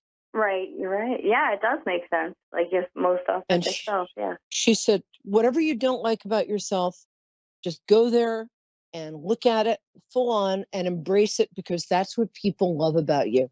And that's what I want to say to you, because I almost never, the last person I said this to was about 5 years ago. And I'm not going to name drop and tell you who he was, because I've done my name dropping for the program. But let's just say that now he's in Star Wars movies. Okay, it was 7-8 years ago. That's awesome. You've got a really successful future ahead of you. You really do. And I'll also say that calling into this show for some reason is really good luck for people. I never believed that, and when but I just after looked at the 5 clock, years, it was 9:22, and I always see 22. And it was just the one, like, every time almost that I look at the clock, it's always whatever 22. Oh my God. And when I just came running through my kitchen, that's why the TV's so loud, like I was trying to run through. But right when I looked at it, it's so, yeah, that just lines up with synchronicity for me. Thank you. Yeah. My pleasure. So we've got a couple more minutes. It's 9:24, so we've got about 3 more minutes. So I'm going to tell you a couple more things. Both of your parents are still living, right? Yeah, both of them are. Yeah, good. You're a very lucky girl. I think that there's a little bit of, and excuse me for, I'm not trying to be a downer here, but I think one of them you're having a little bit of a problem with. Is that correct?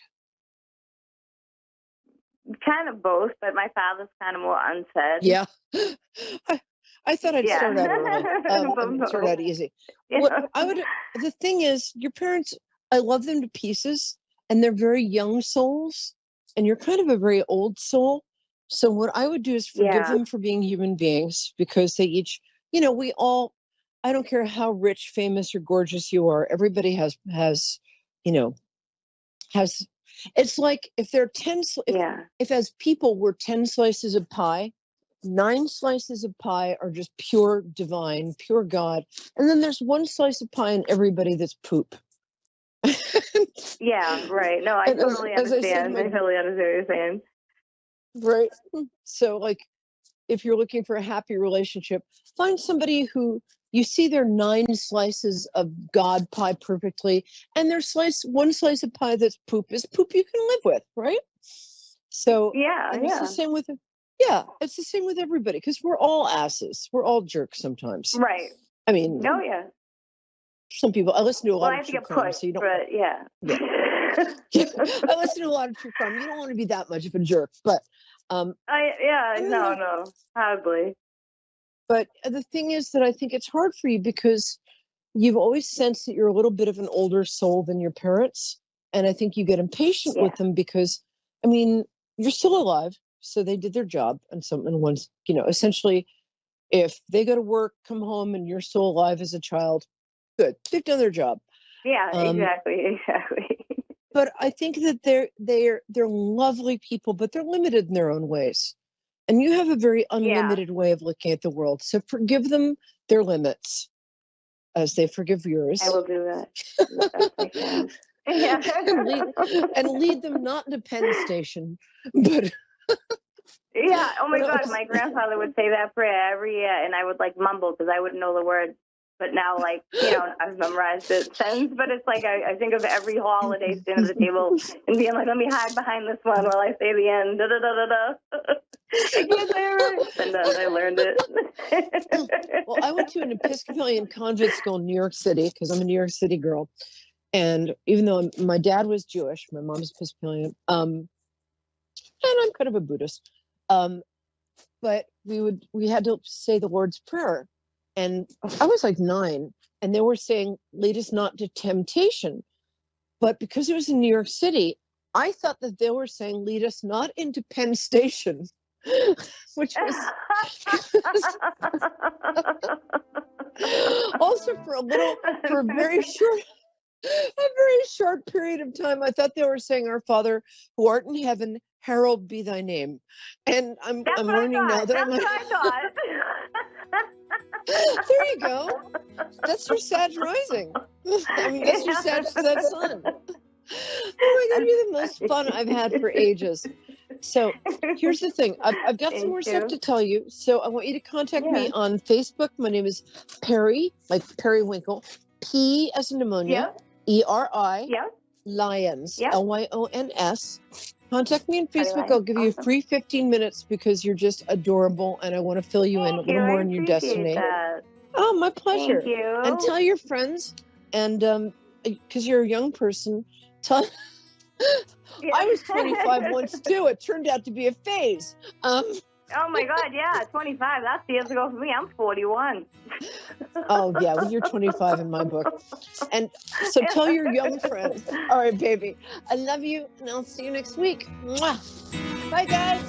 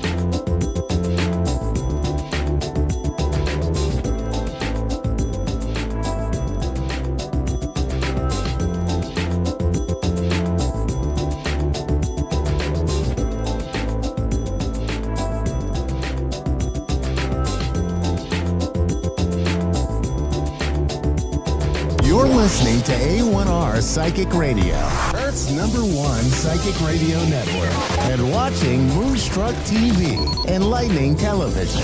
Welcome. Time for Soul to Soul with Medium Kelly Kristen. Live from MediumKellyKristen.com. Connect direct. In North America, dial 888-454-2751. In London, 20-3519-2158. In Sydney, dial 02-8488-3147. Or online, contact us through our Facebook page, facebook.com/psychic radio. Or one of our websites, askoneradio.com or moonstruck.tv. This is Soul to Soul on A1R, the Ask One Radio Network. Hi, everybody. Welcome to Soul to Soul. Thank you so much for joining me. I am your host, Medium Kelly Kristen, and thank you for listening to A1R Psychic Radio and Moonstruck TV. I hope you are having a fantastic night because it's going to get a little bit better because I invited my good friend, Maurice Sinclair from Ancient Made Modern. So let's say hello to him. Hi, Maurice. Hey. Thank you so much for joining me tonight. Of course. Thank you for having me. You know what? Oh, yeah, of course. I thought, not to cop out, but I thought I would have you introduce yourself because I don't want to miss any of your fabulous things that you do. I mean, you have a wealth of skills. So do you mind? No, I I know. don't mind. Okay. So Yeah. just go ahead. Sorry. I mean, on paper, I'm a Reiki master, a psychic medium, a shamanic practitioner, and an Akashic Records healer, among other things. And yeah, and I run my spiritual business under the name Ancient Made Modern. Awesome. Thank you so much. And I know we can find you on your website, Ancient Made Modern, and all your social media. So, yeah. So I know we kind of talked about what we were going to talk about tonight. And I'm just like so fascinated with generational trauma and how we as psychic mediums can help our clients. You know, it's just, it's mind blowing to think that when our grandmother was pregnant with our mom had all of the eggs she ever was going to have forever, right? So it's like we were part of our grandmother before our mom was even born. And I mean, that to me is just like mind blown.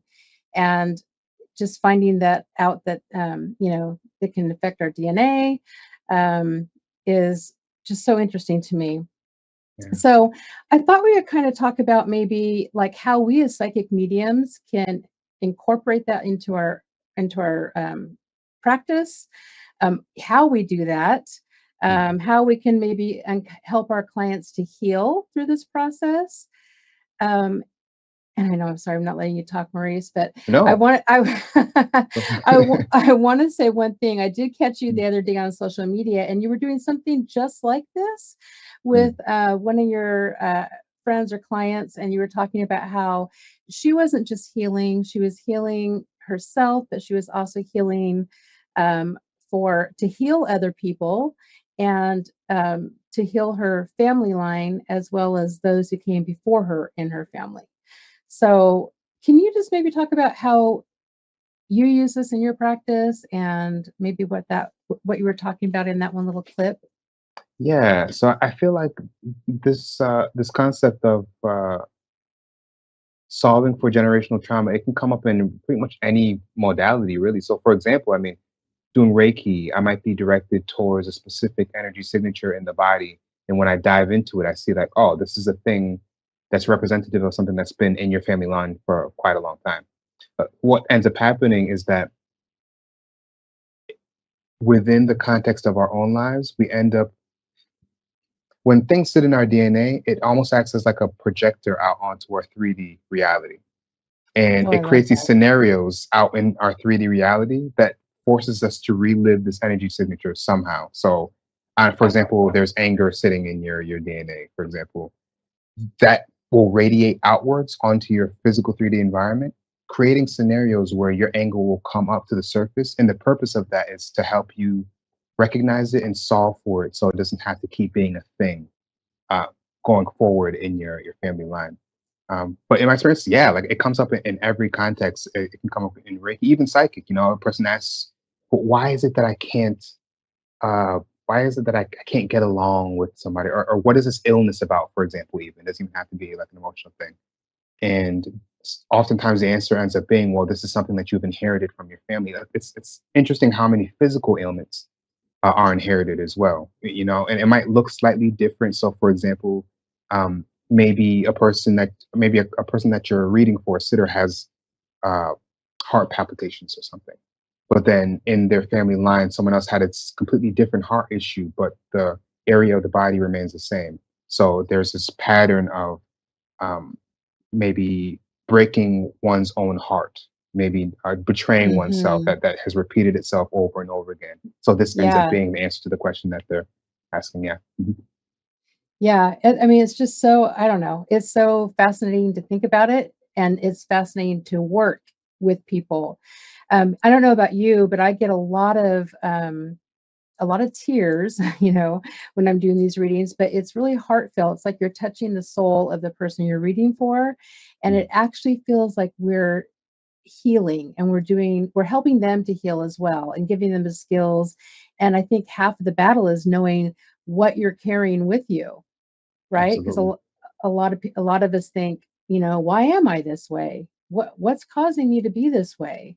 Why do I have this physical ailment? Why am I angry? Why am I sad? You know, so Yeah, and like I'd even argue that the tears that are expelled are necessary. They're releases, and I like how you said that it's like as if we're healing them. Because I'm one that believes that maybe this is the wrong platform to say this on, but I don't really believe in that a person is capable of healing another person. All the healer can do is enact one's own healing ability. They can create a space that allows for their healing abilities to kind of activate. Do you know what I mean? So they create yeah, this absolutely. space for that. And yeah, as mediums, we have the honor and the pleasure of being able to do that for people, helping people to heal themselves. And like you say, like sometimes half of the issue, or maybe sometimes even all the issue, is Yeah. simple awareness, letting them Yeah. know what it is, and then it kind of activates on its own. Yeah, Yeah. Um, I like how you said that enabling our clients to heal themselves. That is, it's almost like, therapy, right? Like almost like spiritual counseling without the counseling license. I don't have one, but absolutely. um, Me either. yeah. And I like the idea that this can also be done in different ways. So it's almost like we can model it to, not like we come in saying we're going to do a certain thing, like we're going to only do Reiki or we're only going to do past lives or we're only going to, give you something to work with to heal. It's, I don't know about for you, but it almost comes intuitively on how I work with my clients. Is that how it is for you? Absolutely. And it's funny because like I'm beginning to move out of a space where I'm even dividing my services into different names. I only offer different services. It's really to help people make a decision about how they want to approach their ailment or their issue, or whatever it is. It's more for the client to kind of like breach Hmm. the ego, to breach the human mind that wants to pick something, that wants to decide that, hey, this is the thing that I need. But when I work, it's everything. Everything's activating Right. all at once. So for example, I did a reading today, and it's supposed to be a psychic reading, and we ended up getting into past life stuff. Because Yeah. intuitively that's what was required of the person, so I'm the same way. Yeah, yeah, and one of the things that I like that you do that I don't do is like shamanic practice work. Mm. Do you do like do you ever use that like mind journeys or what do you ever use shamanic work in this process of the It's generational? so interesting that you say that, because the answer is yes. Because Okay. so going back to the example of Reiki, so the first spiritual modality that I ever actively did was shamanic journey. So Mm, thus all of my spiritual practices kind of run through that filter automatically, because this is kind of what my mind built everything else around. So what that looked like for me, especially for example in a Reiki session, I might journey into the person's body. Do you oh, know what I mean? And I end up yeah. just kind of reporting everything that I see. And sometimes it'll be very symbolic. I don't oftentimes just see like body parts. Oftentimes Right. I'm walking into the heart space that might look like a long tunnel. and then I end up having to allow whatever it is that's needed to solve for the issue, or to help them solve for the other issue rather, move through my body into their body. So how this would look in the context of generational trauma. So I might walk into somebody's uh, sacral area, and I'll see some representation of a pattern of self betrayal, and Mm, then I'll have to look at that yeah. and kind of look at the origin. I'll usually given some information about the origin of this pattern, and though I might see through the context of the person's current life, if I trace it back, it oftentimes has to do with something that's been passed down generation over generation. Then when I talk to the sitter, it'll be something like, you know what? Yeah, my mom had that same issue. My grandmother had that same issue, and that becomes the indicator. Like, yeah, it's been happening in your family line for a while. Yeah. Just, I don't know why I feel like this is a new concept for me. I think I had a hard time. I either didn't think about it or I had a hard time believing, but this is back when I was a school teacher, right? And I used to see this a lot with my students. And I think, gosh, this has been passed down. But I didn't really put it together that it was through like their DNA, like it really was part of their body. So Mm. that's just been a huge, within the last, 10 years, huge eye opening for me, and has changed my practice and the way I look at it. Yeah, Yeah. yeah. It's funny because I don't. It's nothing that I don't. I've never learned this. No one ever told me this. I think it's Right. something that you just kind of trip onto, like, oh, that does happen. That is a thing because you're just kind of told in your work. And yeah, so it's you made me think about that. I was like, where, how did I come across it? I think it just kind of happened incidentally one day, and then I've just been applying the same concept to everyone I work with. Yeah. And it's some families more than others, I'm finding as well. I just did that psychic detection course on missing and murdered Indigenous women. And Mm, it really came through in that class because of it's generational. The one of the cases we had was the woman's who was killed. Her mother was also killed by a serial mm, killer. But even beyond that, just what happened to them, generational, where parents were killed, children were taken away, put in school. So you think these children had no parents and they were traumatized, and that just carries down and carries down, and we're still seeing the effects of that. Um, exactly. yeah, Yeah. just really, sad and interesting. But I'm the kind of person, like, once you kind of can understand something, it helps. And so I like to help my clients with that as well. I feel like it's a release, right? Absolutely. Yeah, Mhm. yeah, I think it's interesting how um, the body, the DNA, can trap both trauma, but also like quote unquote positive things, yes, gifts. You can. yes, Yeah, for example, like I know for a fact that I can do what I do because everyone before me was able to do this. Like I the last practicing psychic in my family would have been my great great grandfather, who I only just recently learned. I didn't grow up knowing that. I just recently learned that hmm after I started working. But looking back at my family, I'm just like, oh yeah, my dad is a real psychic. Like they never, they do their stuff to block their gift out, and nor would they probably right. accept it. But like if I'm looking like the things that they just knew, they could just do. It's like, Oh, oh, mhm, yeah, I'm so glad you brought that up because let's look at it the glass half full, right? right, I always joke that a lot of the clients that come to me for a psychic reading, that they already know, they already know they're just coming for validation right, because, I find a lot of clients that come to me are very psychic and very. as well as the people afterwards. So yeah, it's all virtual. Absolutely. I believe the same thing.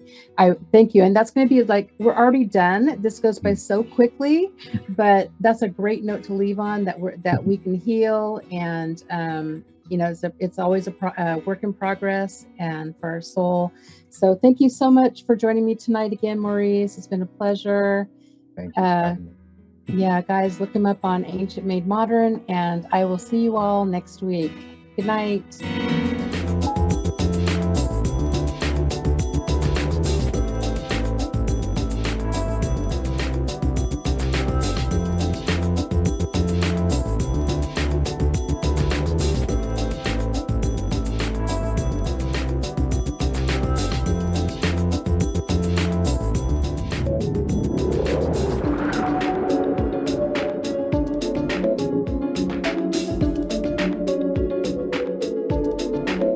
listening to A1R Psychic Radio, Earth's #1 psychic radio network, and watching Moonstruck TV, enlightening television. Welcome. Time for Soulfully Guided with Carmel Ann.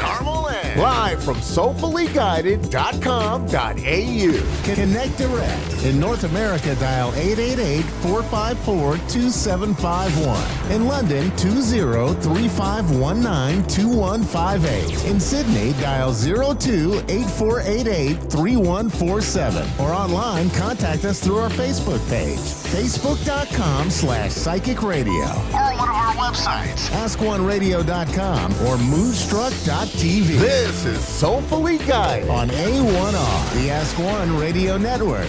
So hi everyone, welcome to another week of Soulfully Guided. I'm your host, Carmel Ann. A huge shout out and thank you to our listeners and to A1R Psychic Radio and Moonstruck TV. So today, I actually thought of a topic to talk about last week, and then yesterday I went to make bullet notes because I've been feeling really, it's winter here, I've been feeling, the whole house except for my oldest has been feeling terrible on and off for 6 to 8 weeks. Plus I got a spider bite, so my toe's starting to discolor. So in Australia we say, well, we're not dead, so it couldn't be that poisonous, but I am needing some antibiotics. So I've actually taken notes because I had some really important topics and I went off on a tangent and I loved what I wrote. I haven't really read through it properly, but I loved it at the time, so excuse me. And I'm going to say it as it is, and I really felt it as I was writing it. And if I were to say it again, it will lose its sort of momentum. So excuse me reading from my notes today. That won't be my show because I've been feeling like crap, and this is my safety zone. So last week on our show on the 16th of August of 2023, I did a reading for Barbara, an amazing person, wonderful energy. But with a few minutes to spare, Barbara asked a great question that I would have loved to answer. And the question was, when you're trying to process your emotions and letting go, how do you let go of the icky stuff? Now, I'm going to answer my way of dealing with this, with questions like this, and I'm not going to actually answer the question because sadly we ran out of time. So I didn't even attempt to answer this question because I didn't want to offer a generic one-size-fits-all answer to such an important question. There is no answer that fits in the normal box or, you know, the one-size-fits-all box. And I will explore that and discuss that with you and my thoughts on that. So you see, each person is very unique. And this question, from my style of reading at Soulfully Guided, with our spirituality and our psychology and all the wonderful things that we do at Soulfully Guided to provide your reading, it required more time and more depth. We needed to understand and unpack this question for Barbara than that what my show duration had to actually offer and that last 2 minutes. So sorry to use you as an example, Barbara. This happens a lot. And just so people have awareness and understanding on behalf of where I come from spiritually and for our radio show and answering questions in general. So I don't... So I didn't want to give some wonderful motivational rant or speech that sort of filled the gap for everyone. I didn't want, I don't roll like that at Soulfully Guided. And because the answer to Barbara's question is different for each and every one of us. And because of the limited time, I couldn't give Barbara or her answer the depth, respect, investigation, and corresponding answer she deserved. And that's why I also offer at Soulfully Guided tarot-driven coaching packages, and they run between 3 to 12 months. And Barbara deserved more than a quick fix generic answer. And if you didn't know, our motto at Soulfully Guided, or our slogan, is basically a spiritual analysis and exploration into your deepest self. And that's exactly what we do, what I offer, and how I deliver my service to people. There is nothing quick, easy, or generic about our service because in my life, not everything that worked for everyone else worked for me. I got sick and tired of feeling awkward, alone, isolated, misunderstood, neglected, and not normal. This is why I provide a tailored service that provides action plans, advice, guidance, and all that soulful, spiritual, psychological stuff for the one person directly in front of me, not for everyone who is asking that question. So in reality and the real world, you'll hear the word normal used a lot, especially in psychology, or the norm. So I want you to understand why it's so important for me not to give you a general, generic, or one-size-fits-all answer that fits the norm. You see, my definition of normal is statistical based. Normal, as defined by a statistician, a scientist, or a researcher, is merely an average called a mean, a median, or a mode. Streetwise, what this means is that out of a large group or number of people, normal is literally what most of those people in that certain situation would do. This is normal. So what most people do, what most people in the group will do in a given situation, that's normal. But I'm not normal. But I'm not.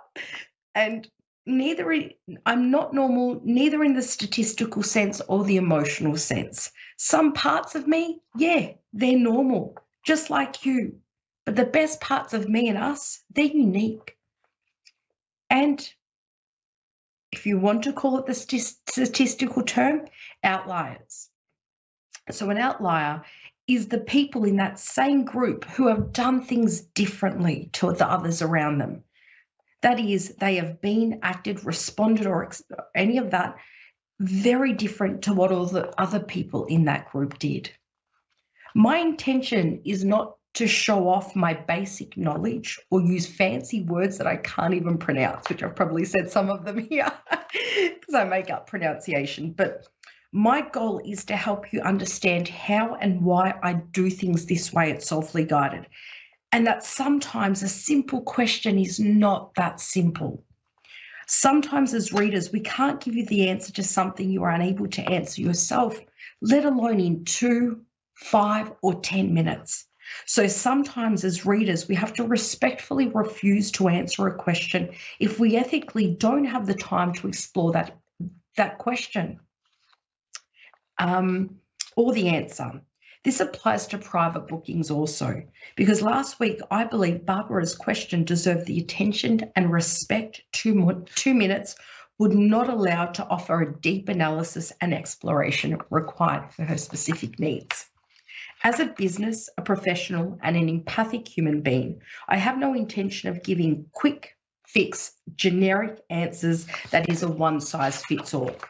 Life, emotions, living, and all that, etc., are so complicated and complex, and I strongly believe you and I deserve to have advice and guidance specific to you and your needs that recognizes your feelings and experience and how things have specifically shaped you, how you built those walls up and why you can't break them down, or how you overcame things and what will support you to break those walls down.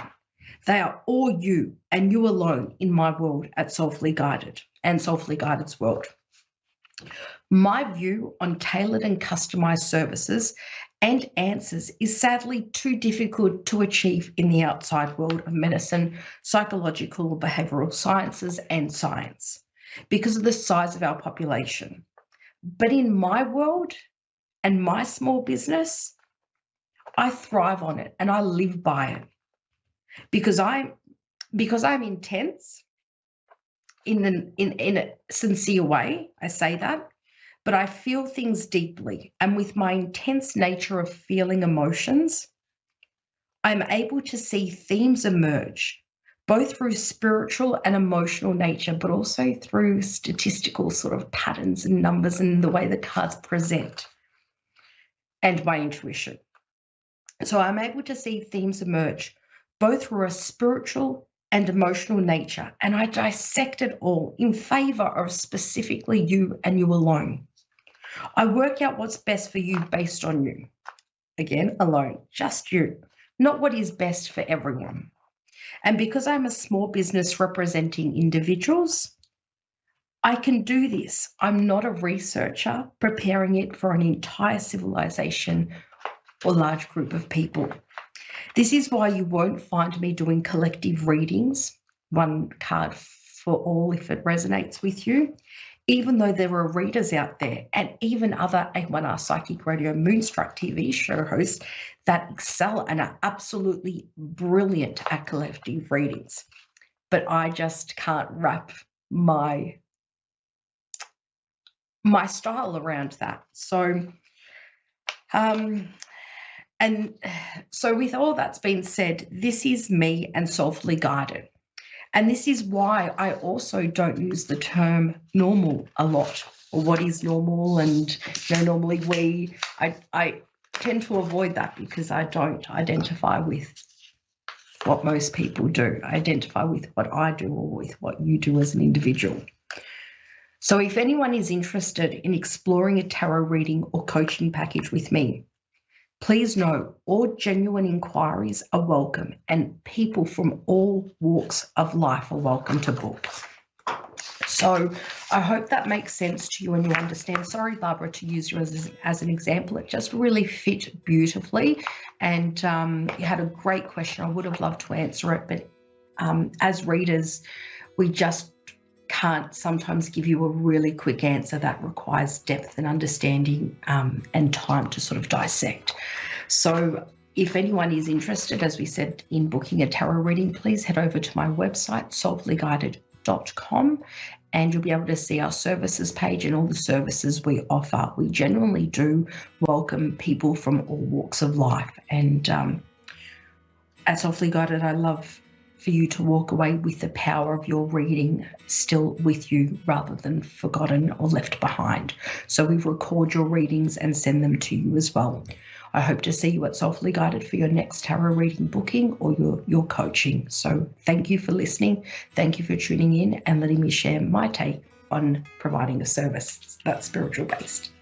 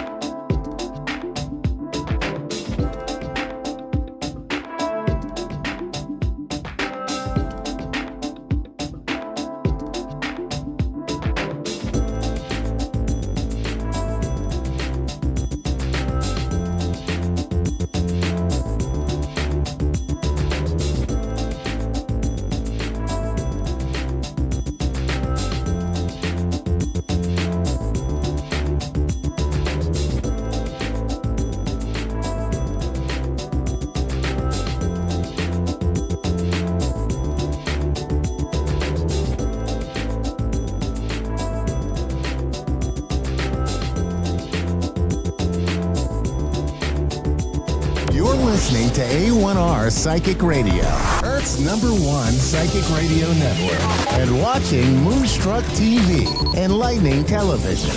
Welcome. Time for your time to shine with Julie Yeager Walker. Jaeger Walk, live from Wings of Souls with Julie.com. Connect direct. In North America, dial 888-454-2751. In London, 20-3519-2158. In Sydney, dial 02-8488-3147. Or online, contact us through our Facebook page, facebook.com/psychic radio. Or one of our websites, askoneradio.com or moonstruck.tv. This is your time to shine On A1R, the Ask One Radio Network.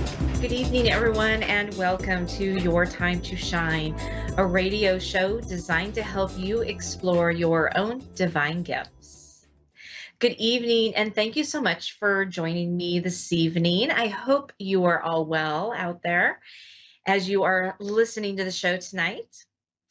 So last weekend, I dove and took the big leap and did my very first metaphysical fair on Saturday. It was a local fair in Portland, Oregon, and it was fantastic. It was great energy. There were lots of people there.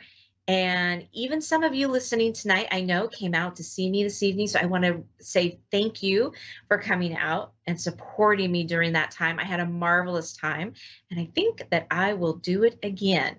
So I have another fair coming up in Astoria, Oregon on October 21st. So if you are in the area, do come out and say hello to me. It was great seeing all the new faces and some of the old faces that I have known for some time. So do come out and see me there. And also, if you are looking to do some serious healing in your life and you are ready to expand and ready to shift and change, join Melinda and I in Bonnyville, Canada, October 14th and 15th as we do a retreat up there. It's going to be magical and wonderful. I have all the information over on my website. You can find it there at wingsofsoulswithjulie.com. It's going to be fantastic, and I hope that you will join us for this magical, changing weekend. You won't regret it. So today I was laughing because we've all had this instance. You are thinking about something and you go into the kitchen and you're going to grab something and you walk in and you go, oh, why am I here? What was I going to do? I had that experience with a coworker today. He walked in through the threshold of the door and stood there and stopped. And I said, forgetting why you're here? And which led us into this whole conversation about, forgetting things and saying, oh my gosh, what was I doing? Why am I here? We've all had that. And believe it or not, this is a real thing. And there's actually a name for it. And it's called the doorway effect. I'm serious. Look it up. It is a real thing. Our brains are going and going and going like a computer, and we are processing things and we're on the way to do something. And so our brain says, yes, we are on the way. We are going to do it. So I can drop that thought and I can move on to something else and think about it. And then you walk through the doorway, you walk through that threshold and you think, I have no idea what I was going to do why am I here? We've all done that. And it's so maddening. And our brains are thinking so quickly and processing things so quickly that one thing drops and another thing starts processing. So a good way to think about that is if you forget what it is that you are doing, go back to the point of origin, to ground, and go, oh, I remember now. So this works because you've done it yourself. Okay, I'm going to go back to where I was because I'm going to remember what that was. And it works. An article that I was reading today was saying that the gentleman does great thinking in the shower, which I'm one of those people too. I come up with all kinds of wonderful, awesome ideas when I'm taking my shower. And you get out of the shower and you start doing your thing. You think, what was that I had such a great idea about? So he said he actually goes back into the shower, fully clothed with his notebook to take down the notes. He goes back to the point of origin and records what it was that he, all the great thoughts that he had, all of the magical moments that he had. I thought, I'm going to try that. And hopefully my husband won't turn the water on when I'm standing fully clothed in the shower with my notebook. But I thought that was actually a really brilliant idea, just to get back and go back to that point of origin to say, what was it that I thought about when I was in the shower? Or what was it when I passed through the threshold of the kitchen doorway and now I can't remember what it was and why I'm in here? Go back to that point of origin, or backtrack with your thoughts. Okay, wait a minute. I was thinking about this. I was talking about that. And sometimes that will be enough to jog that memory, that computer processor in your brain to say, oh, that's right. That's what I was thinking about. I'm going back into the kitchen to get the keys on the counter so I can leave. So when you're having those issues and you forget about why you entered a room or why you were starting to go do something, go back to your point of origin, or think about some of the things that you were thinking about during that time. It really helps, and it really jogs that memory, gets that computer back into gear and thinking about all of that. So try it. It works. And I'm actually going to try the shower thing because I forget. I step out of the shower and I start thinking about my day and what's going to go on. And I'm like, oh, what was that wonderful idea that I was thinking about? I've completely forgot what it was, going in with my notebook and taking some notes. So I thought it was quite interesting that there is actually a name for this, again, that is called the doorway effect. And it's basically when you pass through that threshold, you pass through that doorway, that's a lot of times when you forget what you were doing. So try it out. Try those techniques. Let me know how they work for you. All right, we are going to go to the phone lines. We have Margaret in South Australia. Good evening, Margaret, and welcome to Your Time to Shine. Good evening, and thank you. Hi, I'm good. How are you? Good, thank you. Good. What can I do for you this evening? Look, just very quickly overall, my health and how things are proceeding, my finance. Okay. So you're looking for something specific about your health, is that correct? Well, yes, just overall, if my health is good.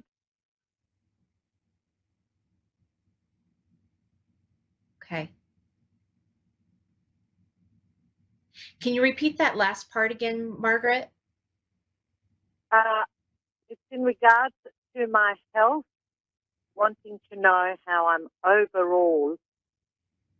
I've had a few ups and downs, so Okay. Yeah. Okay. All right. Perfect. Let me tune in and see what is coming through for you.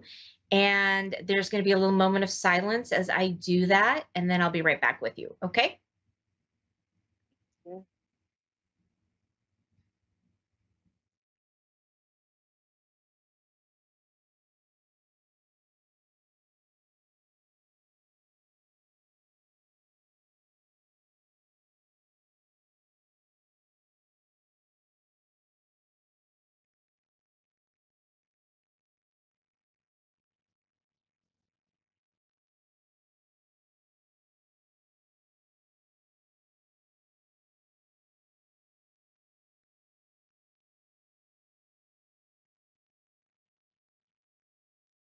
Okay, Margaret.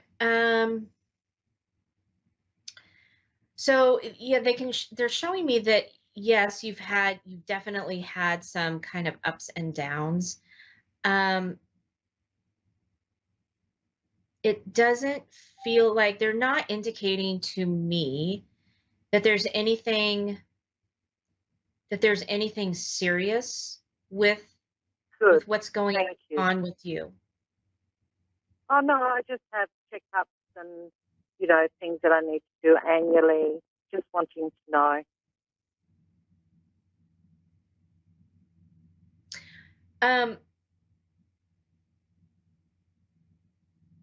They're showing me that you need to do some things for yourself, like some self-care, carving out some Yes, time for you, yes, because you're kind of running around taking care of everybody else and kind of pushing your own needs aside. yes, And so yes. being able to recognize that so that you don't get sick, right? Because it's like they're showing me you're That's kind of right. on that ragged edge a little bit. And Well, yeah, there's been a lot going on, you know, finance. I'm hoping to sell my property. I've got a property and I want to sell it. However, you know, the economy and things like that. Yeah. yeah. So they're saying, yes, And that, most definitely you should sell the property. That's going to give you a little bit of breathing room is what they're saying. my question is, will it sell? Because I'm in the process of putting it, well, it's on the market, but will it sell? Will I get the money that I want? They're saying if you do it within reason. I hear the Yeah. words don't get greedy. Yeah. So if it's within that reasonable amount, you will be able to sell it. Okay. One thing I'm being shown is that you can do very easily with your guides is to ask them to go in and cut all of the cords and ties that you or family members have with that property so that it can be so basically it's releasing all of that into the universe to show that, hey, I am ready to let this go. We are ready to let this go. And we are calling in that person who is wanting this piece of property that would be in their best and highest good. And we're asking them to come forth and do that now. So just asking your guides to cut the cords and the ties so that all of that can be released and it'll sell a little easier. Well, I did that. I did that a couple of months ago. Okay. Okay. But I'll do it again. I'll tune into my guides and I'll do it the way you've explained. Yeah, they're saying it just needs like a tiny little bit more scrubbing is what they're saying to me. Oh, okay. Okay. Yeah. Well, that's Yeah. good. Overall, then my health is good. My property will sell, and that for me is a blessing. Yeah. Yeah. They're just saying, keep it in perspective, right? Yes. Keep it in perspective. Yes. Yeah. So I'm being shown they say you know what you're doing. Okay. So don't doubt it. No, I know what I'm doing. I'm very well prepared. Yeah. Follow your gut, follow your guidance because that isn't going to ever steer you wrong. And so that's the one thing that you do very well. And so they're saying just continue to follow that. Wonderful. Thank you for that. Yeah, you're welcome.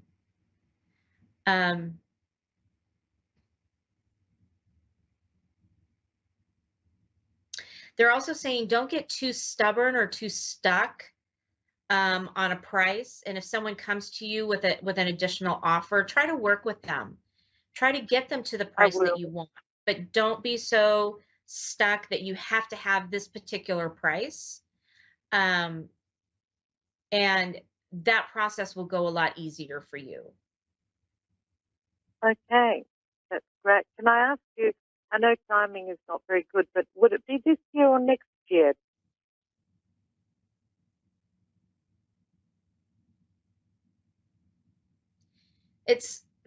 it's kind of somewhere in the middle. I don't see it selling real quickly, but I don't see it taking um, I don't see it taking like a year or 2 years. It's kind of somewhere in between. Um, Oh my God. That sounds like a long time to me. well, no, like what I'm saying is it's not going to take that long. So somewhere, somewhere around 6 months, maybe. Okay.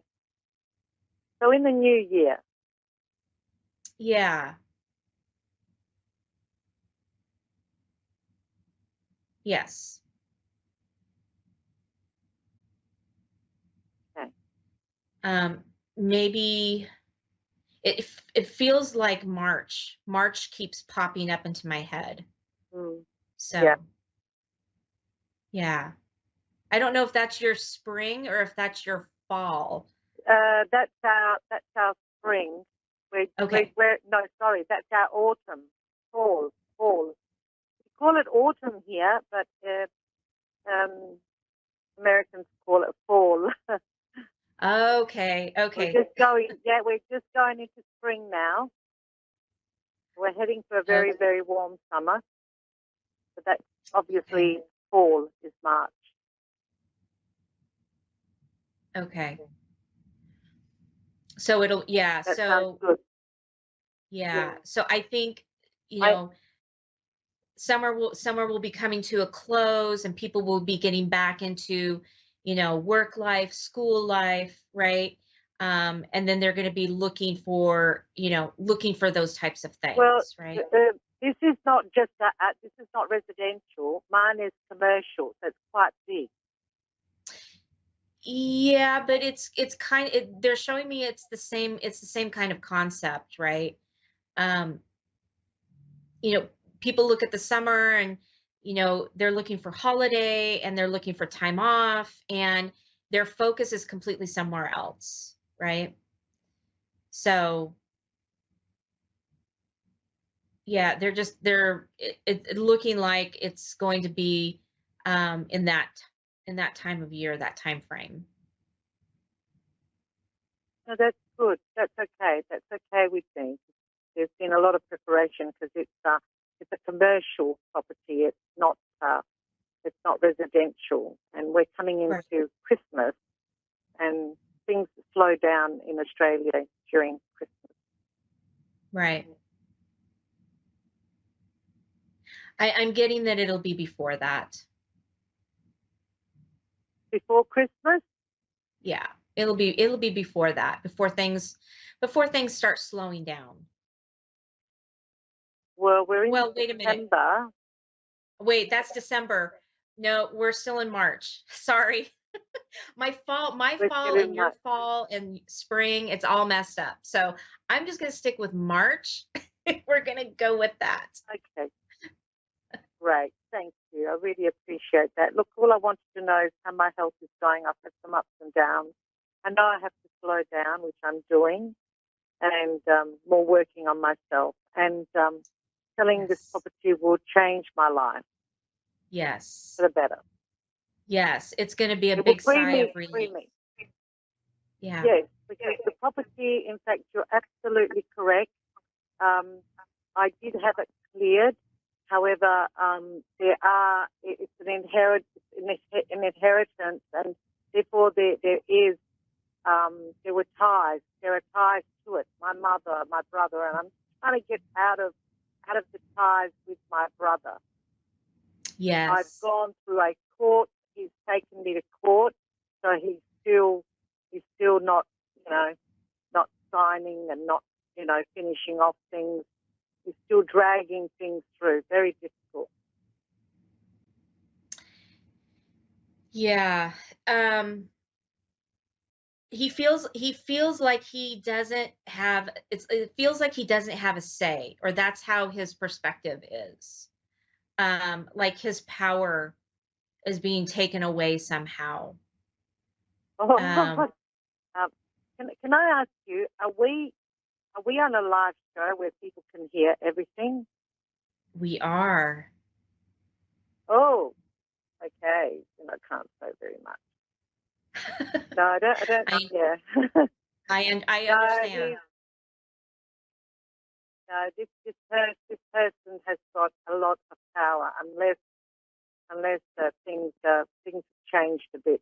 Not Right. sure. Just want to move away from this person. Yes, I understand. Yeah, I get that. There's going to be just a little bit of a struggle left with this one. It's going to be a little tough, but eventually it's going to resolve itself and work itself out. Good. Thank you for that. You're welcome. You're welcome. Is there anything else I can help you with this evening? No, the struggles with my health has all been due to a family member, and the struggles with the finances all combined together. And selling the property is a way of releasing myself from all energies, all people, and moving forward to more stability. Sounds like you've got your work cut out for you. Yes, thank you very, very much. I really do appreciate this. You're very so welcome. Have a wonderful night. Thank you. Oh, well, it's only 12 o'clock here in Australia, in South Australia, so we're here during the day. So thank you very, very much. That's right. Have a great day. Thank you. Thank you. Bye-bye. Bye. Oh, next we have Gigi in New York. Good evening, Gigi, and welcome to your time to shine. Hi, thank you so much for having me. You're very welcome. Thank you for calling in. What can I help you with this evening? So, again, I just want a general reading just to see what the spirit guides have to say for me. Okay, perfect. Give me just a couple minutes here as I tune in, and there's be a little bit of silence, and then I'll be right back with you, okay? Sure, thank you.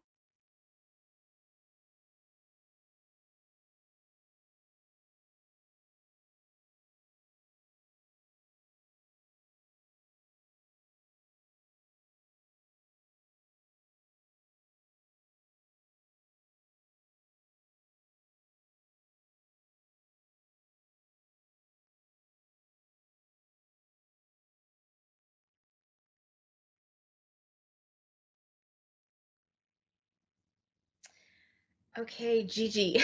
So I have the song Zippity Doo Dah going through my head, and seeing somebody skipping and being playful and having fun. It's like what they're showing me is kind of like your outlook on life, that you've got this this playfulness about you, and like a spring in your step, that you've had to overcome some big challenges and you feel like, wow, okay, maybe we're finally through that, and now I can sing and dance and relax a little bit and rejoice in all that's been going on. um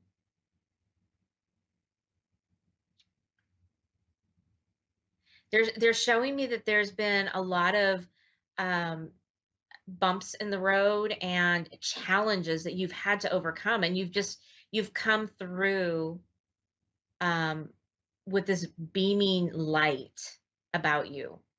And they're wanting you to know and recognize what you've gone through and what you've done and how you've come out on the other side. Does that make sense for you?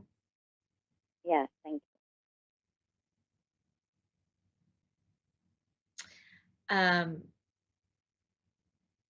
you're a very humble person. So actually just hearing this kind of makes you go, ooh, I don't know. Doesn't that, yeah, okay, that's great, but let's just keep moving on.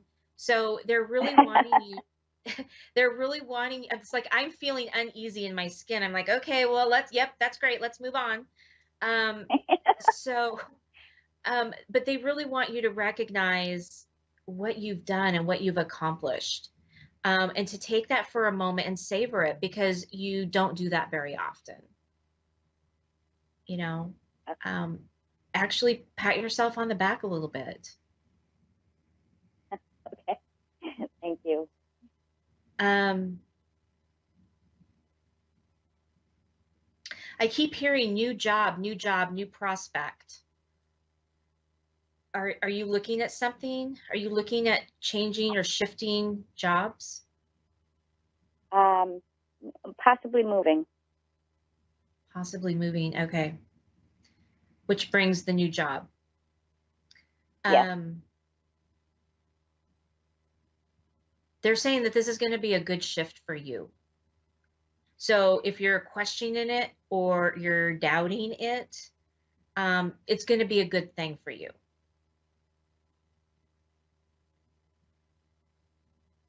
Thank you. They're showing me that you're feeling like you're being held back a little bit.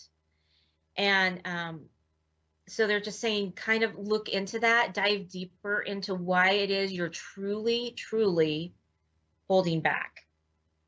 Because they said that those reasons may be more what I would call ego-based rather than heartfelt. So drop into your heart and think about what your heart would like, what would give you the most joy. And have that help you move through your decisions. Okay. Does that make sense for you? Okay. Yeah. Okay, good. Because right now you're struggling between your head and your heart. And your heart isn't ever going to prove you wrong.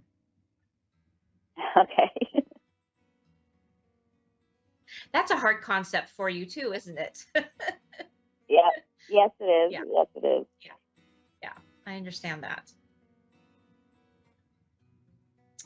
But they're saying just sit with that and think about it from your heart's perspective and ask yourself, what would make your heart sing? Okay? Because I feel like there is a lot of opportunity, not only just with the job, but with the move itself.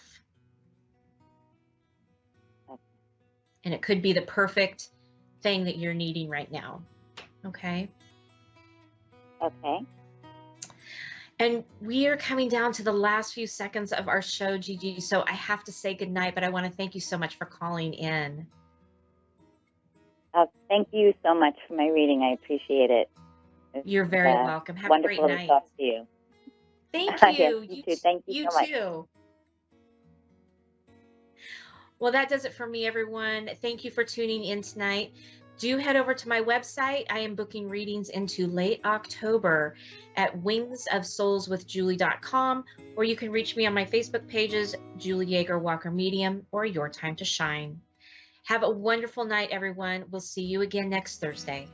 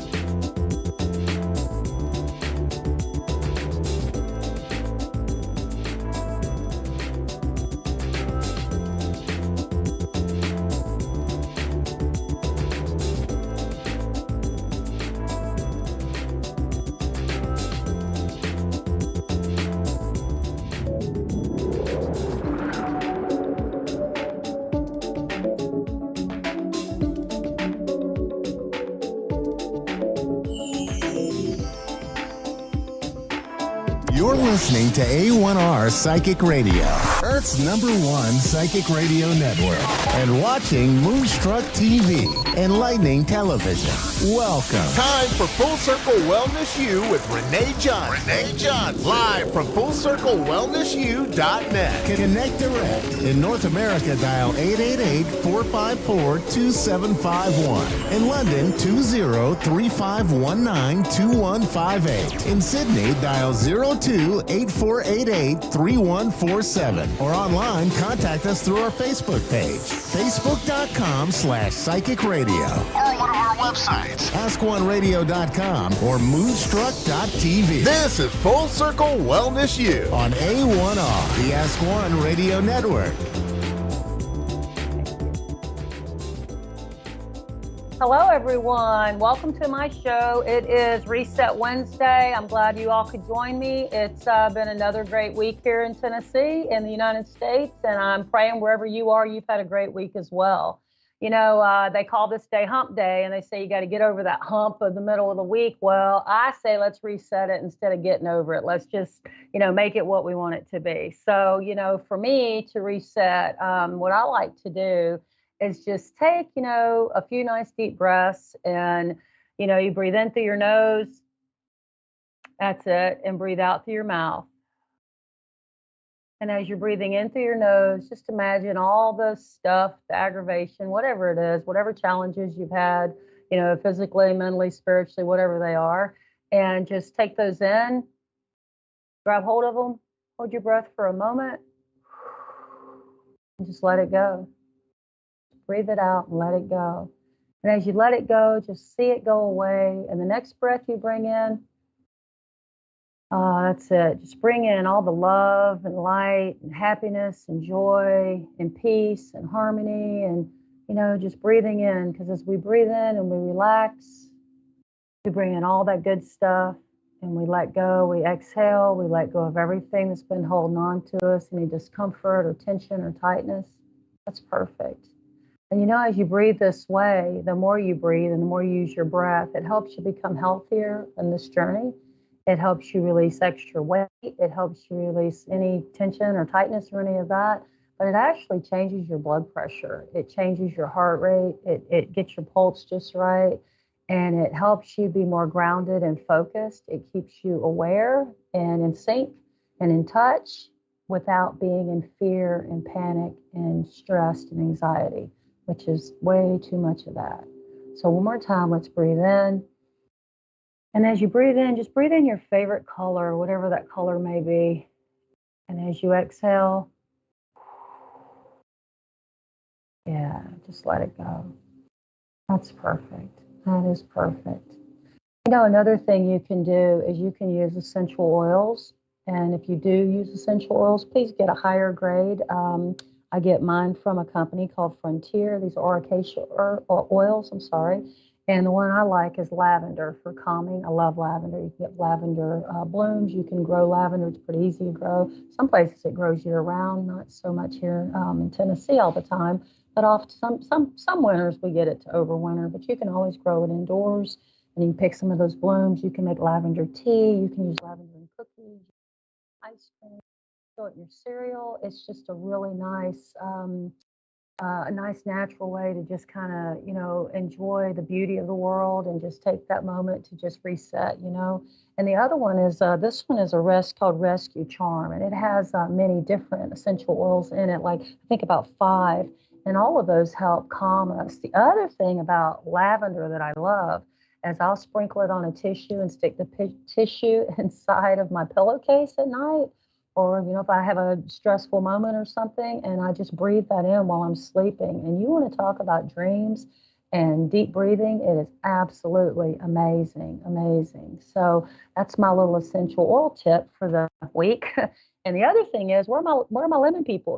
This lemon water does so much for you. It detoxes your system. It helps get rid of mucus and phlegm out of every part of your body, actually. The lemons are alkaline, so they take you from that acidic, painful state wherever it is in your body to an alkaline state where it helps you release all those toxins and all that excess buildup. And if you drink lemon water strong enough and often enough, which for me, I drink, lately I've been drinking about 90 ounces of water a day, unless I'm just doing fruits because of this health journey that I've been on, this cleansing journey. But I'm also mixing it with the minerals that I'm taking. And so that helps as well. But typically you drink about half your body weight in ounces. So about half of that you add pure organic if you can get the best you can and you can afford, and squeeze that with a squeezer, get all that good juice and pulp in your glass, and then fill it up with water. And, I had one person that I worked with, she lost 45 pounds drinking lemon water. And the stuff that came out of her body was nothing she needed there, trust me. And she slimmed down. I mean, looked great, more energy. Her allergies went away. Blood pressure came down. She got off several different medications that she'd been on for years just by cleaning up her system and getting her lymphatic system working right. So all my lemon buddies out there, thank you. I'm proud of you. I'm so glad you are keeping up, and we'd love to have a whole bunch more join us. So don't forget lemon water. It's simple. It's inexpensive. I mean, how simple is that, right? It's pretty simple. So this healing journey, it continues. And as I've been going through this process for the last 5 years and getting my health in check, you take breaks along the way and you learn all these amazing lessons and have these insights come. And being that I'm very intuitive and I pray and I meditate and I wait for answers, I usually get, what I'm seeking. So this last few days, as I sit and I contemplate and I consider what my healing journey's been about, I was given some really powerful messages. And what God showed me was that this is a light worker's journey. Most people I know that are in the healing fields, regardless of which fashion they're in, they're healers, they're teachers, they're prophets, they're psychics, they're these people that go out in the world and they serve, whether they do it on camera or they're in the local hospitals, or nurses are amazing people. Let me tell you, I've met a few new ones lately, and these people have levels of love that most people never, I don't think, really get to experience. A lot of people, anyways. And you have other people who aren't in the medical field who know nothing about medical, and these folks are the ones, they go in nursing homes and read to people. They take care of animals. They're, a lot of people in rescue have incredible gifts. And some of them know, some don't. Some don't want to explore that part of themselves. But what I know about almost all of these people is they've had some serious health challenges in their life. Some of them have died. They've had near-death experiences. Some of them have had such traumatic abuse that you wouldn't think they could keep breathing on a day-to-day, Some of them have had illnesses. Some of them have been injured beyond, anything we can imagine. And, and then there's the lesser things that have happened to people, and maybe they're just empaths that carry the the suffering of the world.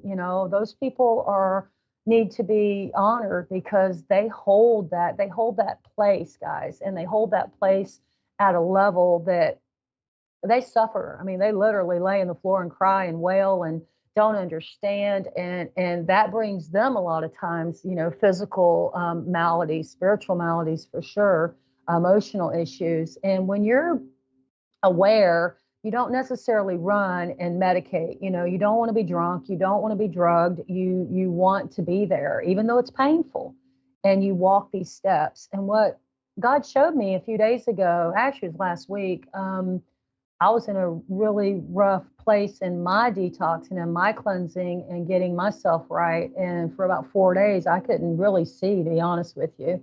And what he showed me and all of that was that through those trials and tribulations, that's what makes us have greater empathy for others. And it's also what builds our faith and our strength, and it brings us into a deeper awareness. And I know from some of you listening that are suffering, this is going to be tough to hear, and please don't get angry with me, just give me time. Years ago, someone told me I chose this life that I've lived, and it hasn't been easy, especially my younger years.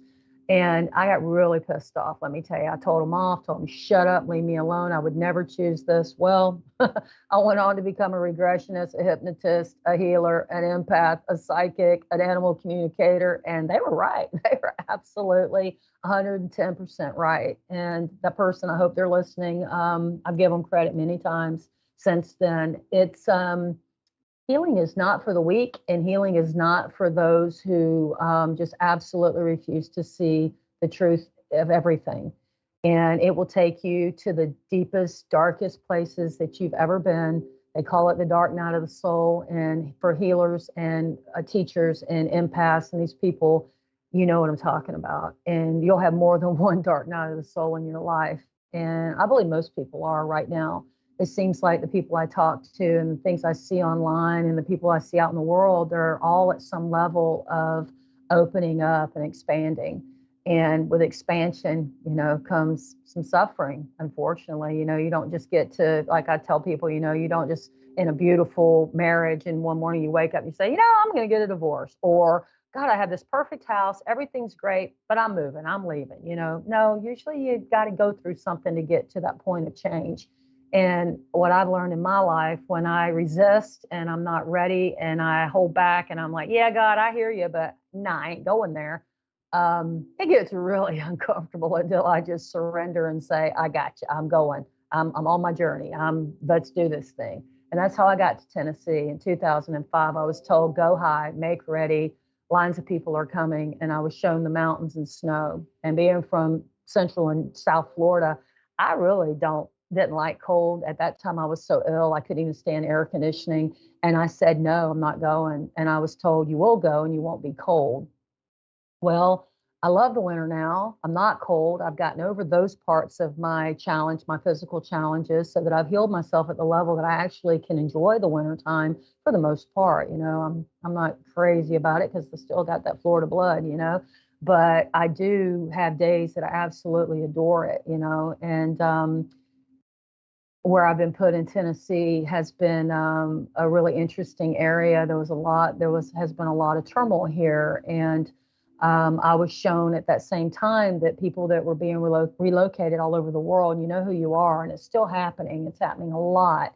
And we're like beams of light that are being sat down in these locations. And you may not even know you're a beam of light. You might think you're the most miserable, unhappy, bitchy person on the planet. Excuse my language. But you got a purpose and you've got a calling, and if you're being relocated, just go with it and do it in faith, pray about it, wait for answers, and just know that you're being placed right where you need to be. Every seed has a location. When you plant that seed as a gardener, when you plant that seed in the right soil, it will bloom, it will blossom, and it'll go from a little tiny sprout to some monstrous tree pretty fast too, or some beautiful, gorgeous plant. And we are just these little tiny God sparked seeds, and we're getting planted everywhere. And when we get put in these areas of intense darkness where there's so much evil and so much corruption, and I'm not going to go a lot into that, maybe some other night, but there was a lot here. And when I got put here, I started meeting other people that felt like they had been put here. And again, we're not saying we're perfect by any means, but actually, when I was told to go and be the light, I'm like, you're right, sure. Because I was in pain. I was not happy. I had rebellious teenagers. It was not an easy time in my life. I'm like, what am I going to do for these people? Really? I was told, go feed my people. I opened a cafe. I'm like, what do you want, God? You're going to have to get a little more clear with me. Well, it's pretty clear now. It's very clear now with everything that's happening in the world. Every vision that I had, everything I wrote down has come to pass, except the last 3. And lately, those visions are increasing. They're coming back. I'm getting confirmation on top of confirmation. And that's what this show's all about. That's why I started doing this show, because I need to speak up, speak out, stand up, stand out, and not be afraid. I have to walk my talk. There can be no hypocrite here. I can't live in that space ever again anymore. And the fear of what could be has to be overrun with what needs to be, what must be, if we're all going to evolve and, bloom and take this world, this planet, this universe where we want it, instead of where the dark forces are leading it. And, you know, as a Christian, as a believer, I grew up Baptist, so I've got the Bible behind me and I read it and we win. We definitely win. But that Bible that I read, the King James Bible, it's not my Bible anymore. You know, I go directly to God. I go directly to source. And what I'm being shown is the word always stands. The true word always stands. Yes, the Bible's been changed for you who don't believe in it. It absolutely has been changed. And yes, there were things that were manipulated in it. I've been shown this. However, if you pray and you sit with any Bible, you'll have the words put on your heart if you're seeking in earnest. If you knock, that door will open. And that's what I was shown. And that leads me to the next thing. When I started doing this kind of work, I would get so upset with myself, and some days I still do, and I would start doubting myself and thinking, you know, who are you to talk to about this, and who are you to try to lay hands on people and help them, and you know, what do you think you're special, you know, and all that doubt. And then I got a message directly from Spirit that said, child, if you're doubting and you're nervous, you're not in your ego. And that's where you can do the best work, is when you're outside your ego. When you show up and you think you're all that and you got all the answers, and if you have teachers like this and they don't allow you to become their teacher, pay attention, pay close attention, and choose your teachers and your healers and your heroes wisely, carefully. Because if we're doubting and we're not certain, hey, we're in spirit, we're not in our ego. You know, we're not in our ego. And ego, I learned, means edging God out, and that takes you outside of that spiritual connection. And when you get outside that spiritual connection, there's a lot of dark forces that will rule your world, and you may not even be aware of it. So if you're doubting yourself and you're on this hero's journey, this healer's journey, and you've been suffering for a long time, you know, call me, write me. You can call me at 931-239-2592. You can write me at full circle wellness you at gmail.com. You can contact me after this broadcast. You can find me on Facebook at Full Circle Wellness.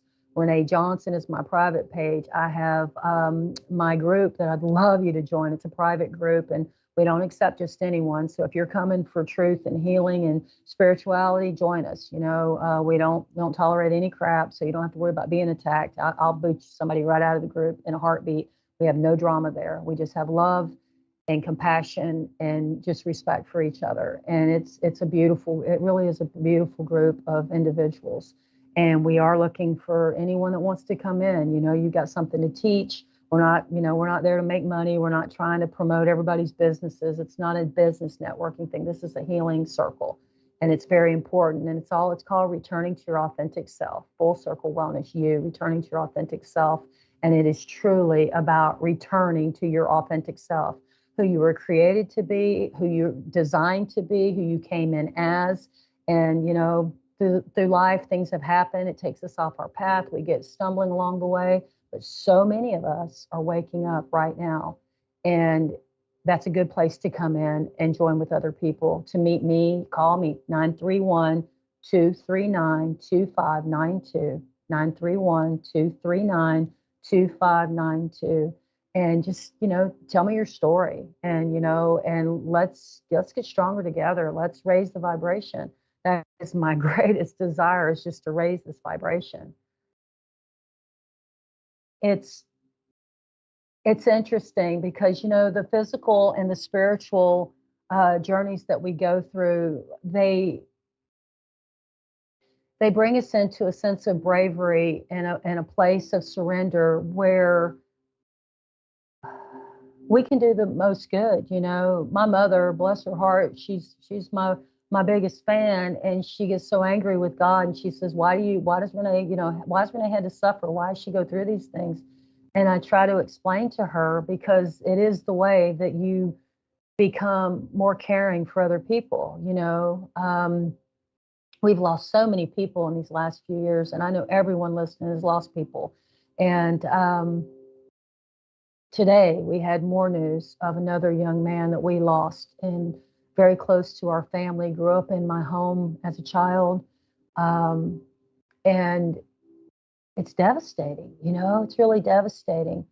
And going through what I've gone through in my life has made me so compassionate for what others is happening to them, that all I can think about is this child's family. You know, he's in his 30s, he's still their child.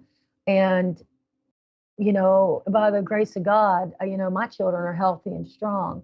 And it helps me to remember that, because they're in their 30s, you know, and, you know, we got family stuff, we always do. But by the grace of God, my kids are strong and, you know, and aware and awake and, you know, doing the best they can to do the best they can. And if I hadn't gone through what I've gone through, I'm not sure I would be as compassionate and as gentle and eager to serve. So, you know, don't ever minimize your journey, whatever it's been. And I don't care what's happened to you. That, you know, just take the lessons from it, take it and let it raise you up, and get rid of the rest of it. Just let it go. It's just like ashes, you know, just blow it away, let it go. And just know that everything that's happened, I know it's a cliche, it had a purpose, and you take the greatest from it and you let the rest go, and then you build yourself into this amazing, loving, spiritual person that just wants to give back, you know. And, you know, I mean, it goes without saying, the more you give, the more you receive. You know, you may not be the richest person in the world, but I guarantee you, you won't go without. You'll never be hungry. You know, God will provide for you. The Lord always provides for his children on every level when you're there and you're asking and you're open and you're healing. I think I'm making that point. I pray that I'm making this point. It's so imperative that I get this across, you know. I had a dream the other night. Well, before I go there, let me tell you, back in, well, I think it was July, I had a message come to me about October. I was told the end of September and the 1st of October, and then towards the end of October, we were going to be, as a nation, under attack again, a spiritual attack. And I wasn't given really clear pictures, but what I knew was around my son's birthday, which was around the 1st of October, something huge is going to happen. Usually, a lot of times with these visions, not usually, but a lot of times with visions, I'm shown over here on the left what's happening. No, it's on the right. I'm sorry. I'm shown on the right what's happening.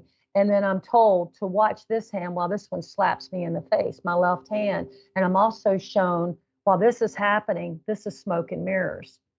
And I, not left, right, whatever. I mean, this is just the way I get information. And oftentimes things are shown to us and presented to us in a fashion just to raise the vibration of fear. Because if they can scare us and keep us scared to death, the darkness feeds off that. These dark entities, these dark forces, call them what you want, demons, ETs, extraterrestrial, I don't care what you call them, the dark ones. You know, there's light and dark and everything except demons, of course.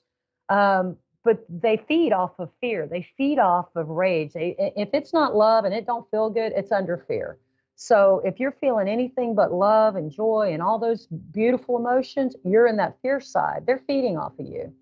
And whether you see them, know it, or not, they're feeding off of you. And when everybody's scared, like they did to us in 2020 and a few other 1,000 times, they get like the biggest boost, the biggest high, I guess you would say. And it makes them more powerful and it makes us weaker. And the side that we belong to, it takes us down, you know. And again, I read the book, I know we win, but do we want to win in victory and not as much suffering, or do we just want to suffer and make it to the finish line and drag ourselves across it? You know, I want to live in joy. I've had enough pain and suffering and fear in my life. So I choose the other side. So to stay there is imperative. And when I was shown the stuff about October, my heart started beating funny. And I'm like, whoa, wait a minute, back off. And then I get the sensation that this is a way to get a whole bunch of people amped up and scared. So they once again get their little feeding. Okay.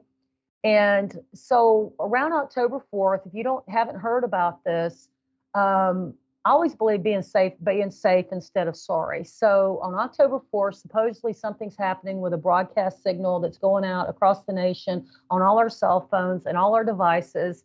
And it's going to come through the Wi-Fi's and it's going to trigger, people say all kinds of things from attacks to even zombie attacks, people that are going to change. And health things, all kinds of stuff. But if you want to hear about it, go on YouTube, go look it up, whatever. But more importantly, pray and sit with it and think about it and use your discernment. My consideration is I'm just going to turn off my Wi-Fi on those hours. It's at my time zone. It's supposed to be, I think, from 12 to 2 o'clock Central. So I'm turning off my Wi-Fi system because, why play with it? I'm not going to play with that. But at the same time, I'm not going to allow it to control my world to the point that I'm going to, be so scared that I'm going to allow that to change my vibration. So I want to share that. And the reason I'm sharing it is because I had kind of let it go. And then I had a dream the other morning. I've stayed away from zombie movies my whole life. I don't believe in playing with the dead on any level. And I just, even as a kid, I just don't play there. And people that did, I used to scold them for it because that's the mama in me. And but in this dream the other morning, I dreamed that I was in a house with a bunch of people who were sick, and they were unconscious. They were so sick. They had high fevers, and I couldn't rouse them. And there was 3 men there that I didn't know. There was a lot of people there I didn't know, but I had a dear friend there, and there was a window open. We were in a 2nd-story building, and there was a window that was missing. Anyways, there was a zombie, and I've never had a zombie dream in my life. So, and it was scary. And my friend got taken. She was fighting it. She got taken. Well, I turned to these men and asked for help. One of them had hidden, wrapped up in the curtain, hiding behind the curtain, and the other 2 just stood there. And I woke up because I knew I was dreaming, but it felt very important to ask. So I took time, I stayed in bed, and I asked the questions. And what I got was, don't be fooled. And that to pay attention to the signs because they're everywhere. It's going to be an extreme winter. It's coming early. And then I was told, and this is the lesson, the biggest lesson was not to count on others, to prepare myself, to stay educated and stay calm. So as I'm wrapping this up tonight, I just want to say that to you all. Don't wait on others. Be prepared. Take care of yourself for everything, from your health. Don't buy into anything. Stand in your truth. Know it. Put your hand on your heart. Ask the questions. If it feels right, do it. If it doesn't feel right, don't do it. But stay in love and light and raise your vibration. Teach your children. Teach your seniors especially. Love on your animals. Enjoy the nature. And just know that, we do win. It's all going to be good. And I love you guys. And I'll see you next Wednesday. Next Wednesday night, 9:30 Central. Here I am. My phone number, 931-239-2592. Y'all stay blessed. Have a wonderful night, a wonderful day tomorrow, and holler at me. I'd love to hear from you. Good night.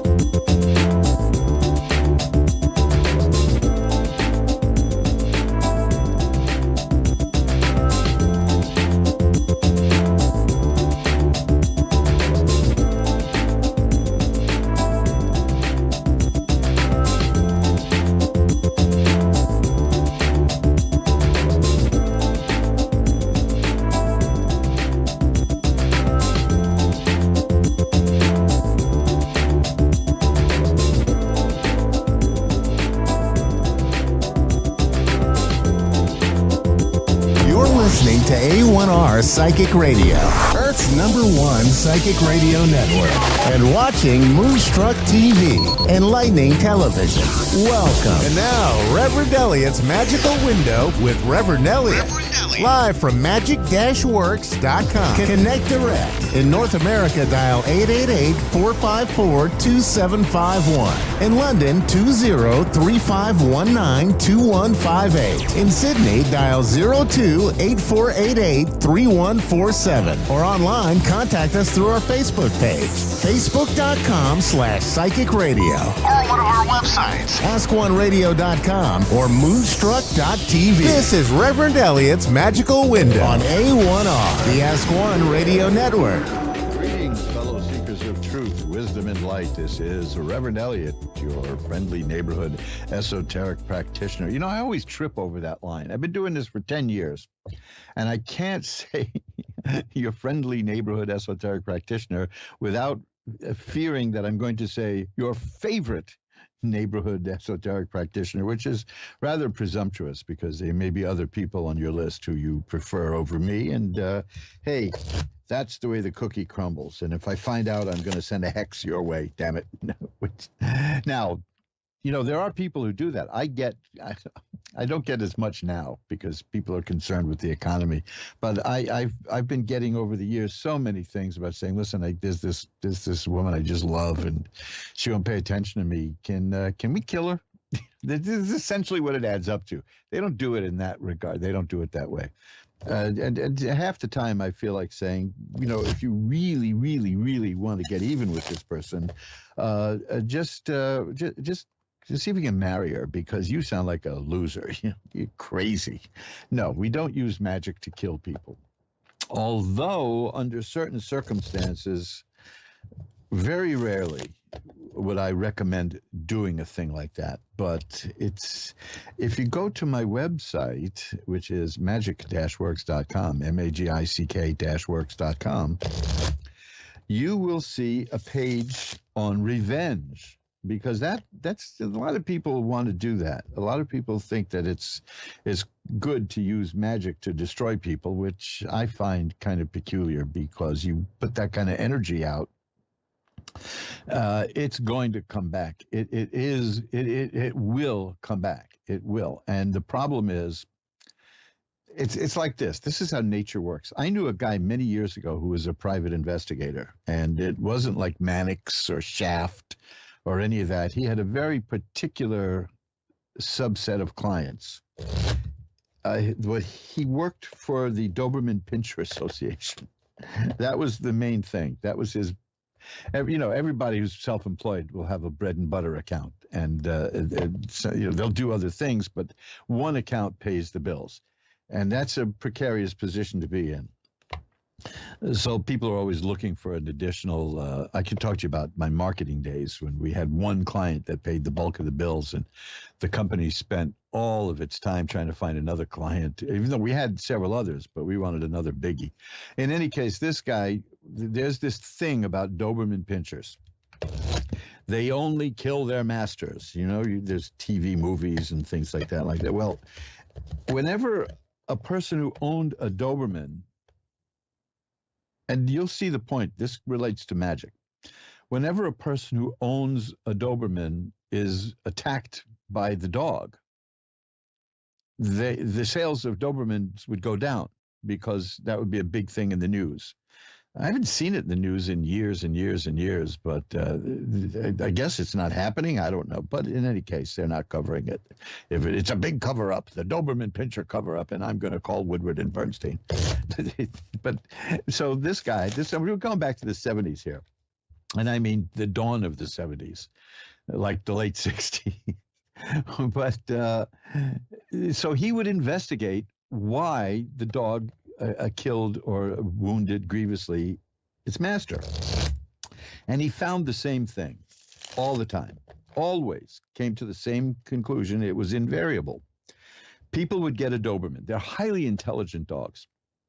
Highly intelligent dogs like to be trained and do what you want them to do. And if they're as intelligent as a Doberman or a German Shepherd, for that matter, they will pick things up and learn. They have the ability to learn not just to memorize or remember or be trained. That's one thing, but to learn.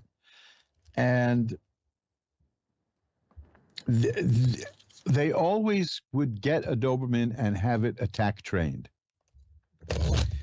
That was the thing to do. Maybe people just aren't getting dogs attack trained anymore. Maybe they just realize dogs can be just dogs, you know. They always would get their Doberman pinschers trained to attack. And yet they didn't know anybody to attack. Now, to impress their friends, they would give the dog the attack code, which would be something creative like kill. You know, and then the dog would, and would start straining the leash and go, and then they'd give the callback, which would be stop, let's say, for sake of simplicity, and it would stop. And they would do that over and over and over again. That's not very good for the dog's mental health, because you can make a dog neurotic. And at some point, they say kill once too often, and the dog turns back and gets them. And that's what always happened. And that's what's going to happen if you send out that kind of energy with a dog, and it's going to bite you in the throat. Imagine what will happen if you send it out magically to people. So you got to be very careful when you send out bad energy, because especially if the person you're sending it to has any even rudimentary magical knowledge, they know how to send it right back to you. That's a basic thing. I knew a guy who had the biggest dog I ever saw in my life. It was a St. Bernard, and it was massive. And he trained that dog that if he would be talking to people and say, watch this, and he'd say, kill, and the dog would leap up and put its front paws on the person's shoulder, guaranteeing a cardiac arrest, and then but start licking their face. He thought that was funny. I'm laughing because he thought that was funny. I have no idea what happened to him. One day he was just not there anymore. I have a feeling that somebody had an uncle in Brooklyn and said to him, kill. Yeah. But no, that was just the silliest thing. He scared the hell out of people doing that. And he would strike up conversations with people in the park with his dog just so that he could say, hey, watch this, kill. And this immense animal, like a bear, would rear up on its hind legs, put its paws on the shoulders, and just happily start licking the face, which, of course, everybody pictured being bitten right off. No. I guarantee you there are I'm talking about 1972, right? There's still people wake up in the middle of the night screaming, I'm sure of it.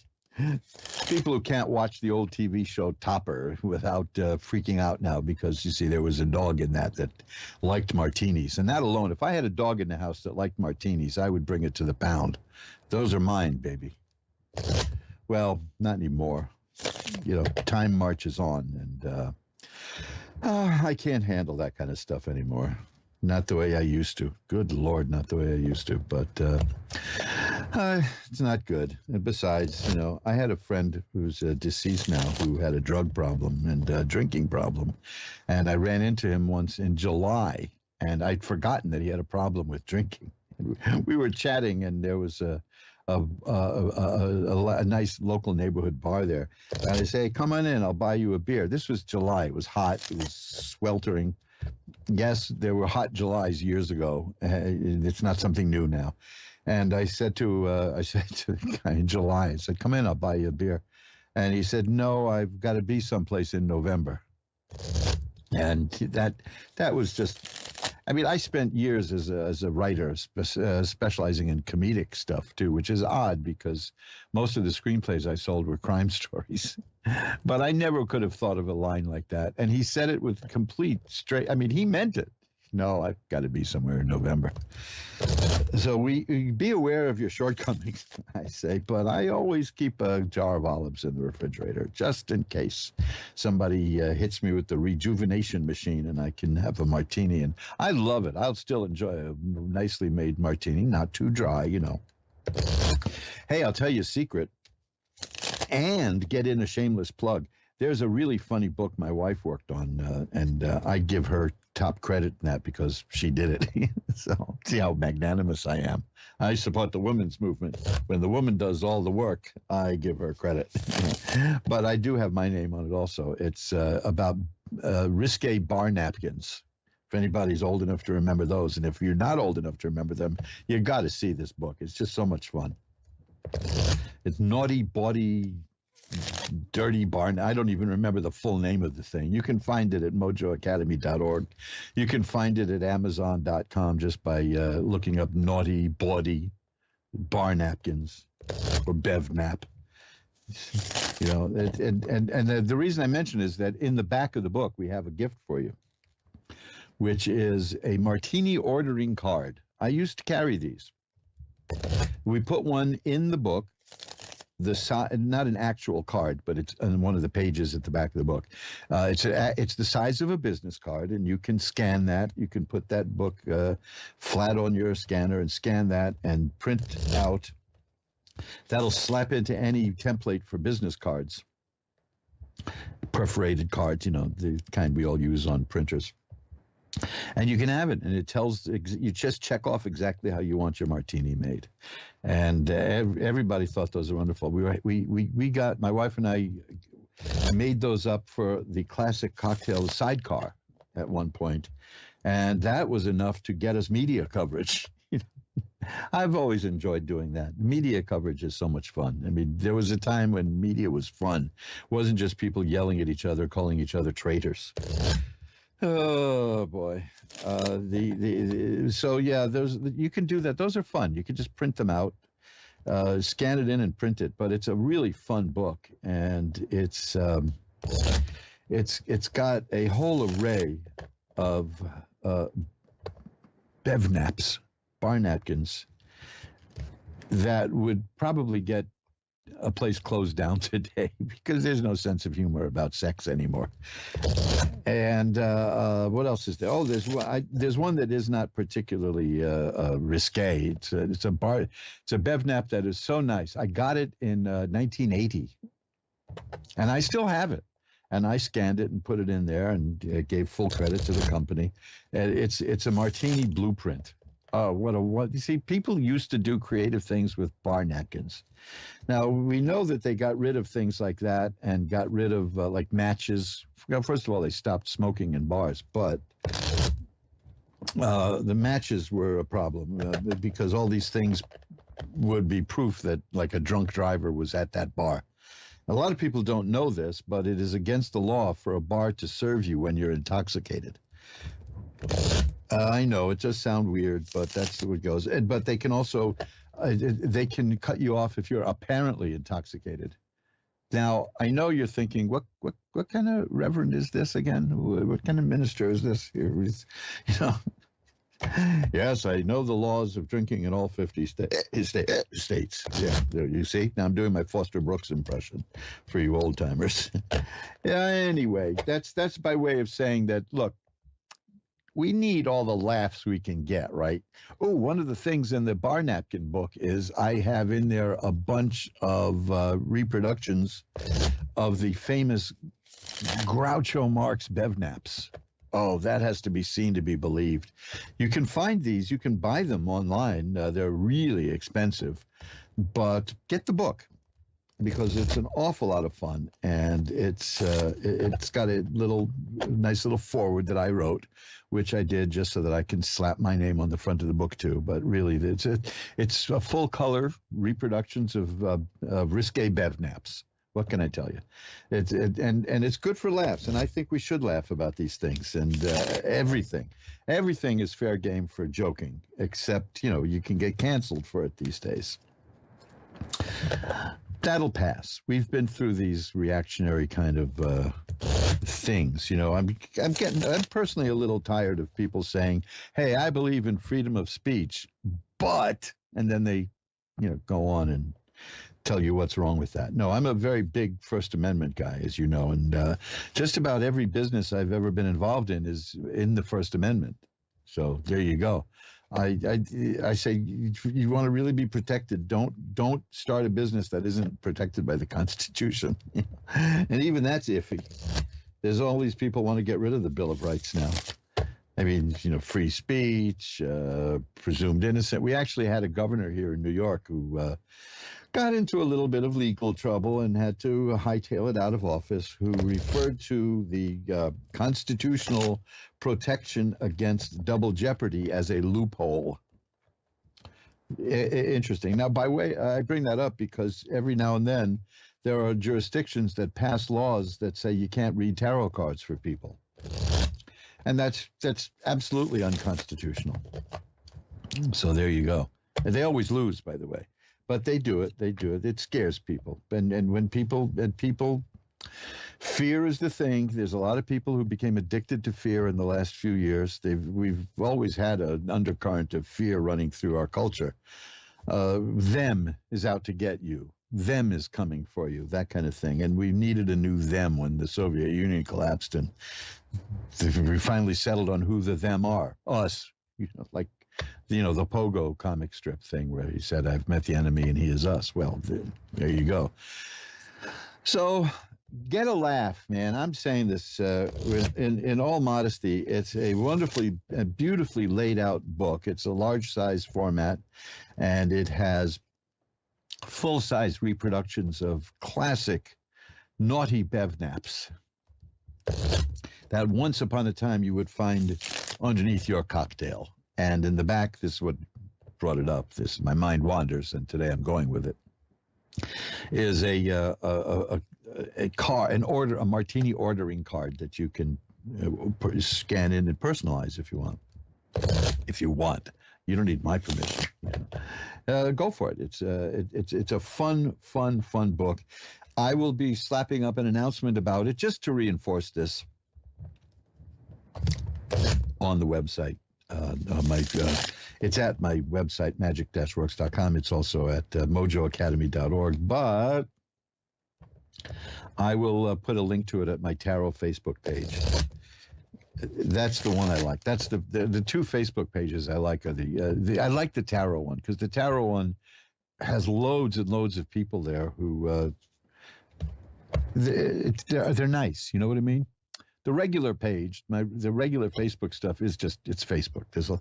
I know quite a few very nice people, and other people come by just to be obnoxious and cause trouble and argue, and that's most of the traffic there. But that's social media. It's pretty much the bathroom wall of the internet. The best thing I've got on social media is my tarot consulting page, because the people there are just so polite and nice, and it's, if I feel down, which I do occasionally, especially in the last few years, we all have, there's a lot of downward pressure on us. I go to the Facebook page there, which is why it was so much fun for Facebook to lock me out for a few days. They get mad at me now and then. They lock me out. Yes, they do. Mostly they've banned me for saying things that they said were false, which are now considered true. So there you go. But when they lock me out of that regular Facebook page, they lock me out of the tarot consulting page. And I don't like that, because the people there are just so extra nice. And if you're at the tarot consulting page, bless you. Because even if you don't participate, if you just look and watch and you see the little things I post there, it's very nice to, and I'm going to start shifting my activity there, because it's good vibes, man. It's good vibes. The people there are so nice. And you see what I mean? It's the tarot community. It's the magical community. For the most part, we're filled with nice people. There are a few negative folks, but they don't last. They just don't last. Well, remember now, it's Naughty Body, whatever, Bev. It's a long title, but it's Naughty and Body should get you there at Amazon. Naughty Body Bevnaps. And I'll have a link to it at Reverend Elliot's Tarot Consulting Facebook page. When the show is off the air tonight, I will do that. So let us get down to the readings now that we've discussed Doberman's killing people, St. Bernard's giving people cardiac arrest, and funny sexist bar napkins. All the good old occult things. But I told you the whole point of the Doberman Pinscher story was that that's how magic will work. The magic will work. Magic will work like that. It will come back to you. And the negativity can easily hurt you, especially if it fails to hit its target. Oh, man, it's got to go somewhere. And guess who it's going to go to? The person who sent it. This is just like the story of the dog. I guess I could call that a fable or a parable, since I'm speaking parabolically. But yes, that private detective I knew, who was also a carpenter on the side, I built a beautiful bookcase for my parents. Any case, enough with the past. Somebody once said that people who worry and people who are obsessed with what could happen in the future. And by the way, keep in mind, as we're getting close to an election, politicians are going to start babbling more and more about the future because they want to divert your attention from what's happening now. And there is no future. There is no future. I want you to remember that. There is no future. The past is your memories and the future is your imagination. It's always now, okay? There is no future. This is why they love talking about the future, because they want to get your mind off now. Every con artist will do that. Will put your face pointed towards the future. Look how much money you'll make if you invest with me, said Bernie Madoff. Look what that did to people. You know, it's always when somebody is trying to push you into the future, run, because it's garbage. Now, that doesn't mean don't plan in life. You can make plans here and there. Just don't expect them to come true. You know, they're a guideline. They're not a roadmap. You know, there's things you can aspire to if you wish. I personally am devoid of ambition, and for the time I threw my oars overboard, life started working for me beautifully. You know, no ambition, no disappointment, and you never know. If you're focused on a goal, you're going to miss other opportunities. That's how I got most of the opportunities in life, was by seeing an opportunity popping up, and I say, I'll give it a shot. So let's look at now. This kind of sounds odd because we're going to look into, quote, the future in the tarot cards, but that's not exactly the same thing. That's looking at the arc of our own lives, and there's something you can do about it if you see something you don't like. If the cards show in your future an impending financial disaster, which it, you know, just read the newspapers, right? Then you know there's things you can do about that. In any case, yeah, you can consider the consequences of your actions, but don't let anybody sell you on running your life only for the future, because all you got is today. It's now. Because a week from now, it's going to be now. See what I mean? Let's ring a bell 3 times and start the curtain and pull back the curtain on the magical window. How's that? And now I'll reach up to the curtain rod and pull the curtain back on the magical window for Serena in Apple Valley, California. Hi, Serena. You're on with Reverend Elliot. Hi. Hi, Serena. How are you doing tonight? I'm good. How are you? I'm doing great. What can I look at for you? I'm not even sure. I guess future. I guess, or like Well, let me tell you this. I'll look at some cards here. I just have I have one question for you, so I can see if these are on the right path. Did something kind of sad happen to you recently? Yes. Okay, because I've got a card here that indicates sadness, you know, so therefore I asked about that. Well, I'm also seeing that the situation is going to change. That's the Wheel of Fortune. It says the situation is changing. The next 3 cards are wands. Is there something going on in your work life? Yeah, I'm kind of in between jobs, so. Okay, well, you know, there's a card here that's the 2 of Rods, which is about you're kind of like waiting for something to grow and happen. So that tells me that that fits the idea of being between jobs. The 9 of Rods shows me that's a person who's prepared for what's happening. The 8 of Rods shows me that this is going to change, that there's something coming your way very soon. The Star tells me that you should be hopeful and optimistic about this. And the Page of Cups tells me it's the beginning of something. Something's coming that's going to be the beginning of really good emotions and happiness and joy for you. So it looks like to me that the sad thing, oh, there's more money in your future too. Here's the Six of Coins. You're going to find something that pays you well. I see that a job is coming to you and it's on the way, that you'll find something soon. Okay? Okay. Now, this is another card. This is called the Eight of Coins, and that is about a person who is working very hard at a new position and is going to be successful at it, and that will be recognized and it will lead to other things. So all these cards are, it may be something you haven't done before, because there's a hint in that card of apprenticeship and learning a new position, but you do really well at it. So between the Eight of Coins and the Six of Coins, it's telling me that, and of course the Eight of Rods, which means something is on the way, tells me that you're going to have a new job, and it's going to be something that you'll learn, you'll be very good at, and you'll be well paid for it. So hang in there, okay? Okay.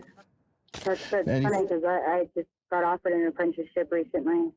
Oh, excellent. See, consider it. Now, the cards are not saying you must do this, but it's saying that it's worth considering, is what I see.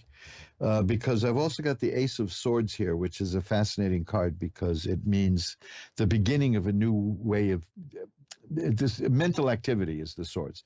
And sometimes it's strife, but then again, strife is always a thing in the mind.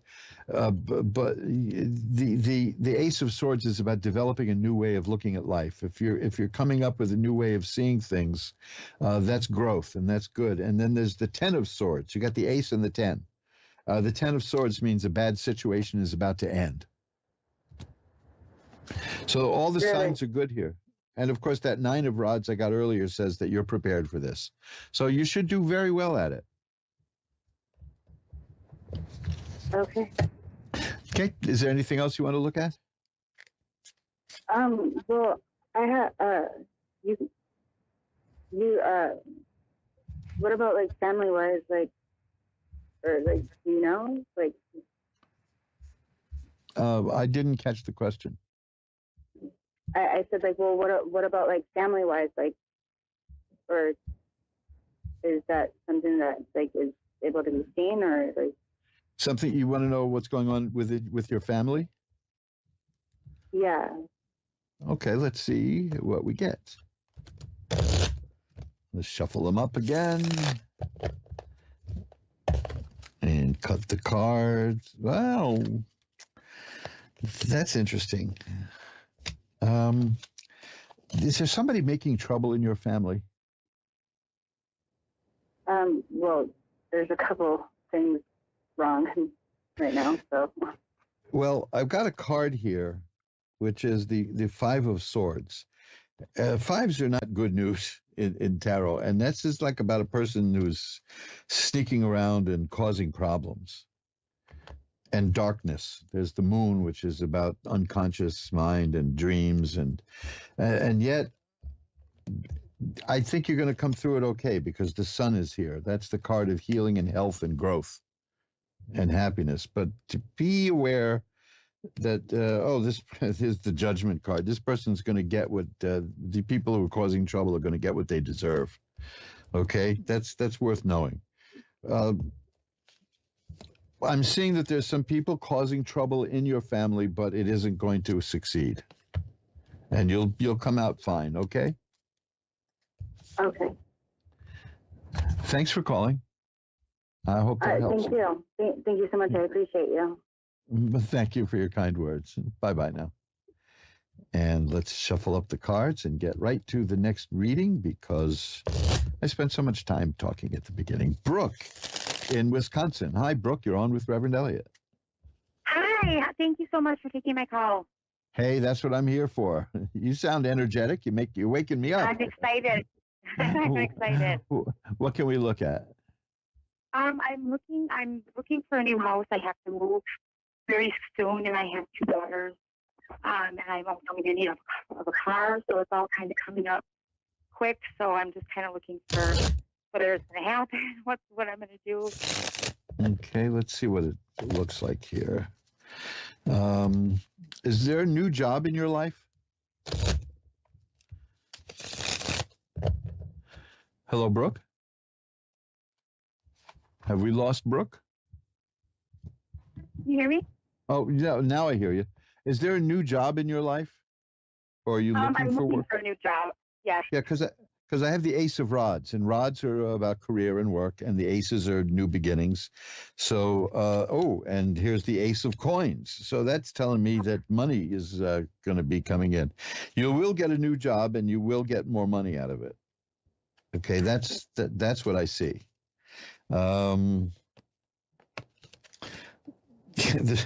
I'm laughing because here's another card about getting money. It's the Six of Coins. I had this, and here's a card I had earlier also. I had that too. Is the Ten of Swords. That's a card that means the bad times are coming to an end.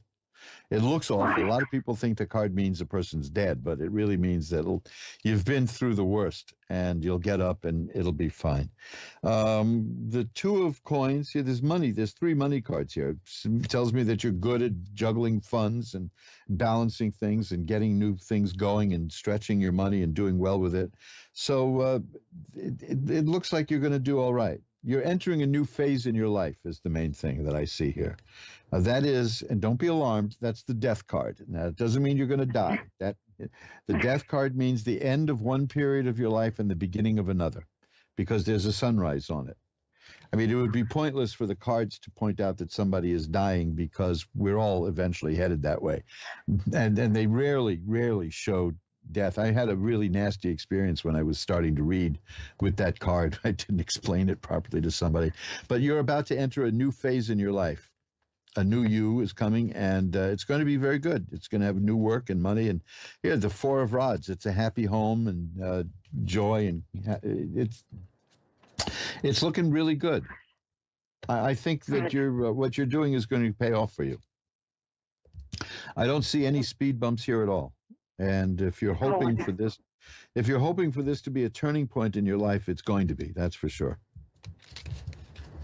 Good. The thing is, another card here is strength. That tells me that this is going to take some strength and discipline, but the appearance of that card says you can do it. Okay, good. Do you see anything with my daughters, or I'm sorry, keep going. No, it's okay. Is there a bad situation going on here? I'm just nervous about custody, making sure I keep custody. One's at college and one's home. Okay, because I do see the tower struck by lightning is here, and that's a card that refers to something happening suddenly and changing the situation, and things just, when you don't expect it, it's going to change. And the card after that is the Ten of Cups, which is complete happiness and joy, and it shows it actually shows happy children on it. And the Six of Swords is a card of getting from where you are, rough waters, to where you want to be, which shows smooth waters, through your own efforts. So it looks to me like you're going to get what you want. Oh, good. It was a sudden having to move, pretty sudden, and I'm still looking for a place, and I only have about a week. So. Well, that's the Tower of Struck by Lightning. That's the card of sudden change hitting you.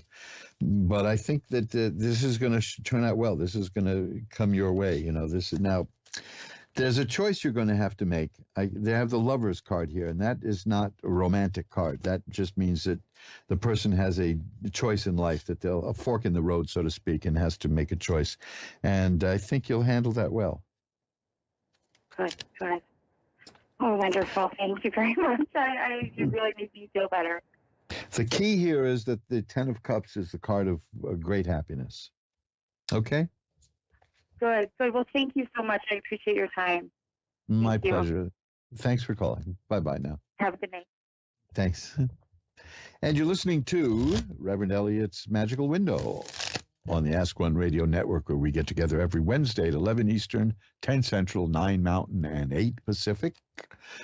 to look through the magical window of the tarot, find out what's going on in our lives, make sense of certain things that we don't understand now, maybe, and get a glimpse of the future. Even though I gave you that whole big rap about there is no future, that's the conundrum. See, that's the, it's a what's the word? It's a dilemma in a sense, because what happens to us, the Taoists believe, is already written in the book of life. And yet, they also believe that we are free to make our own decisions. So it's a contradiction, and it's unexplainable. And frankly, I think religion gets away with a lot of stuff by saying that's a mystery. I can't do that. I can't call the building owner here and say about this month's rent, it's a mystery. No, you can't do that. Oh, boy. But you see, looking into the future would be meaningless if it was set in stone. Then what would be the point? Why would you want to look if there's nothing you could do about it? That would only lead to apathy and dread. But there are things you can do about it. And you see, it's one of the reasons people feel relieved after a tarot reading is that it can confirm, most of the time, it can confirm what they think is going on is actually going on. And that's what I like about it. The future changes. The future now is not the same as the future 5 minutes from now. And you are not the same person that you were before a tarot reading, because after the reading, you've got different information and you can act on that and do things. So you see, there is an element of fate combined with free will. And it's a mystery. Karen in Washington is next. Hi, you're on with Reverend Elliot. Hi, you there? Yes, Oh, hi. How are you doing tonight, Karen? I'm doing all right. Great. What can I look at for you? My family dynamic. Okay. Anything in particular? That's kind of a big territory there. Yeah, no. I was married to their dad, and then he left, and then it was a horrible breakup. He never came back, and he never even came to visit the kids. Oh. And we lived in the same town. Well, and then I got with my high school sweetheart, and he turned out to be a nightmare. And I was with him for 5 years, and my kids are grown now, and our relationship from both men in my life has kind of scarred our family dynamic. I'll bet. There's no kidding. I applaud you for being here and being so lucid about it, because I'm looking at the cards and things have been bad. From what I see in the cards, it's been worse than you're saying publicly. You know what I mean? You're holding back a little, and I don't blame you. First, let me tell you what I got. The first card, I rarely get this card. It's the Hanged Man. That is a card of a person who has made sacrifices in order to do something greater than ordinarily would be expected. And that is you. You have made sacrifices for your children, and it's been good. You've handled it well. Let me put it that way, according to these cards. The Devil card is here. Now, that is not satanic. That is, you'll recognize this, as I describe it. It can be a man or a woman, but in my experience, when the Devil card turns up, it's almost always a man. And it's always a very attractive man. And it's always a man who has great charisma and power. And that person is very attractive, and you can get things around that person, fulfillment and all kinds of stuff. But eventually you find out the cost is very high. You know what I mean? There's what I'm seeing here is that they're very hard to get away from, these kind of people that are represented by the Devil card. In fact, there's a man and a woman chained to the devil in this card. And that's because this is these people are magnetic. They they don't walk around as like looking evil, you know what I mean? But they can really exert their control over you in 1,000 different ways that you won't even notice until you start thinking about it years later. The fact that you got away from them, as difficult as that was, is masterful. You did well with that. That's followed by the Eight of Swords, which is a person who feels tied up and bound and doesn't know which way to go, which is what happens when you leave a dynamic person like that. And eventually you have to, because they can be overpowered. They will be overpowering, and they'll just take over your life.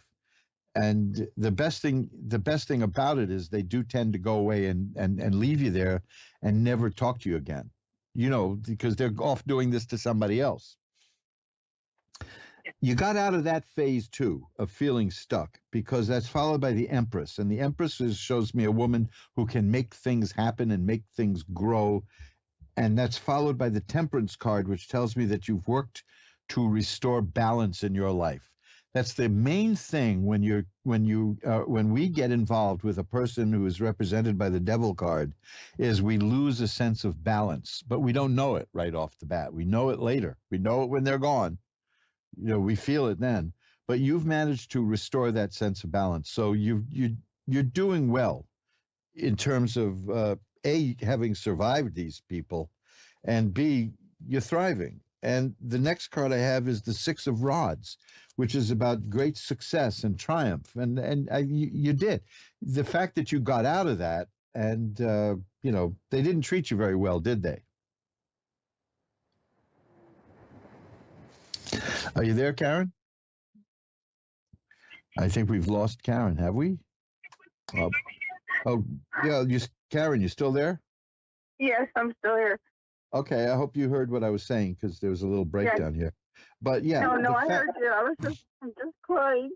Oh, I don't mean to draw that out of you like that. But yes, you know exactly what I'm talking about. Those were very dangerous times for you, weren't they? Yes. But you're here. You got through it. And you succeeded, and your life is restored to balance. And you're going to be fine, according to what I see here at these cards. There's good stuff headed your way. The Strength card is here. That's the key. You have the strength to do that. The Chariot is a card that's here that shows that you were able to control your emotions. Because people like that assert a very strong emotional pull. I mean, I know people who've been involved with horrible folks that fit this mold, and they still miss them, because it can be exciting to be around a person like that. It can be profitable in certain ways, but the cost is high. Yeah. But at some point you recognize that, and yet you still, listen, let me put it this way. I don't know enough about these people to make a determination that, quote, they were evil, okay? But I do know that nothing leaves people more confused and upset than an encounter with evil people. I mean, that's the first sign. There's a wonderful book by Scott Peck. He wrote a very feel-good book that sold millions of copies called The Road Less Traveled. His next book is not a feel-good book. His next book is about evil people, and it's called The People of the Lie. And I recommend that to everybody, The People of the Lie, because it's one thing evil people have in common is that they lie. They will lie when they could just as easily tell the truth. I mean, they really lie, then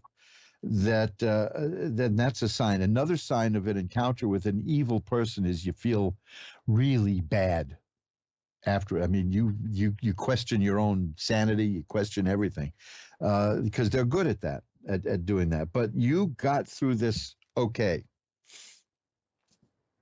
Maybe if you looked at the book, The People of the Lie, you might find out if that's what happened, that you had an encounter with people who are evil. And they seek out nice people to do this to. The Nine of Coins is here, and that's a very good card at this point in your life, because it's about a person who is at peace with herself. It's a misunderstood card. It means that you can take solitary pleasure in life. That doesn't mean you're going to be alone all your life. It means that you don't need other people around you all the time, that you can be very comfortable as yourself. And very few people can do that. There are a lot of people who've got to be out all the time and meeting people and doing things and got some schemes going and hatching plans and doing all that. But this is a serene person, and you've gotten there. If you can have 2 encounters with people like this in your life and come out as a serene person and look objectively at what happened, you are a winner. Okay, you're doing fine. It may not feel good, but you will. You understand? This hurts. This stuff hurts, and we're wounded. We are literally wounded by people like that. Lest anybody wonder if I'm projecting or not, yeah, I had an encounter with somebody like that in my life, and it leaves you. You got to really make a break from people like that, and it can be hard. And yet, there it is. I tell you what I'm going to do is, first of all, let me just assure you, listen to this, go to askoneradio.com and listen to this show at the archives after it's up there in a day or so, and listen to your reading, because it's very positive. You've done very well, even though you don't feel like you have, but you have. And I will, after the show, light a white candle and send positive energy your way so that you can help keep those good vibes going, okay? And remember, and this goes for everybody listening too, but especially I'm talking to you, Karen. Ask Tarot, AskTarot at earthlink.net. That's my email, asktarot@earthlink.net, or you can find me through my website. There's all kinds of ways. Just Google Reverend Elliott's Magical Window, and you'll find a way to contact me. Anytime you need to, just drop me a line, and I'll be happy to pull a few cards for you on the house and see what's cooking. Okay? Right. Because I know you feel bad, and that's good. You wouldn't be human if you didn't feel bad after what happened to you. So it will listen, it will pass. And you'll be fine, okay? Okay. You hang in there, and I'll send that positive energy your way. And do not hesitate to contact me if you feel you need, even if it's just to vent at somebody. And we'll talk, I'll either by email or I'll give you a call, okay? Okay. Hang in there. Bye-bye now. Wow, let's shuffle up the cards. This is something that I may want to devote a show to, may even want to devote a book to. Encounters with evil people can shatter you. Shawana in California is next. Hi, we've got a few minutes. Let's see if we can get a reading in for you. Okay. How are you doing tonight? I'm doing fine. Thank you for asking. How about yourself? I'm doing great. I've been tired all day, but I come alive. I wake up when I do this. I feel great. What can I look at for you? My marriage. Okay. Has the marriage ended? No. Okay. We're separated. Oh, you're separated. Okay, because I'm getting signs of things not going too well, But the worst is over is also what I'm getting in here. So that's good. There's a card here of optimism. There's a card that says that like I said, the worst is over. There's the Seven of Rods is a person who can sweep away obstacles. The Lover's card here, of course, that has a dual meaning now, but it's really about making a decision in life. So you have a big decision to make about this marriage, like you didn't know, obviously. One of the main reasons I asked was that there's a card here called the Three of Swords. And that shows a heart that's pierced by swords and the heart is crying. And that generally indicates divorce and marital problems. It doesn't mean that you are going to get divorced. It just means there's a problem here. But that's followed by the 10 of Swords, which tells me that the bad times, the hard stuff is coming to an end. So the Lovers is telling me that it's going to be resolved one way or the other. It depends on which way you want to go. Right now, you don't really know what you want to do. Is that correct? Yes. Because that's the Two of Swords. That's the Two of Swords is like a stalemate. It's something that isn't moving. There's the Two of Cups here too. See, there's a lot of twos here. There's duality here. The Lovers has two people. The Two of Cups has two people. Two of Swords is a two. The Chariot is here, which has two horses. All this is telling me that right now you're just stuck, not knowing which way to go. Now, you know that, so I'm not helping you any. You're going to figure it out. I have the Ace of Swords here.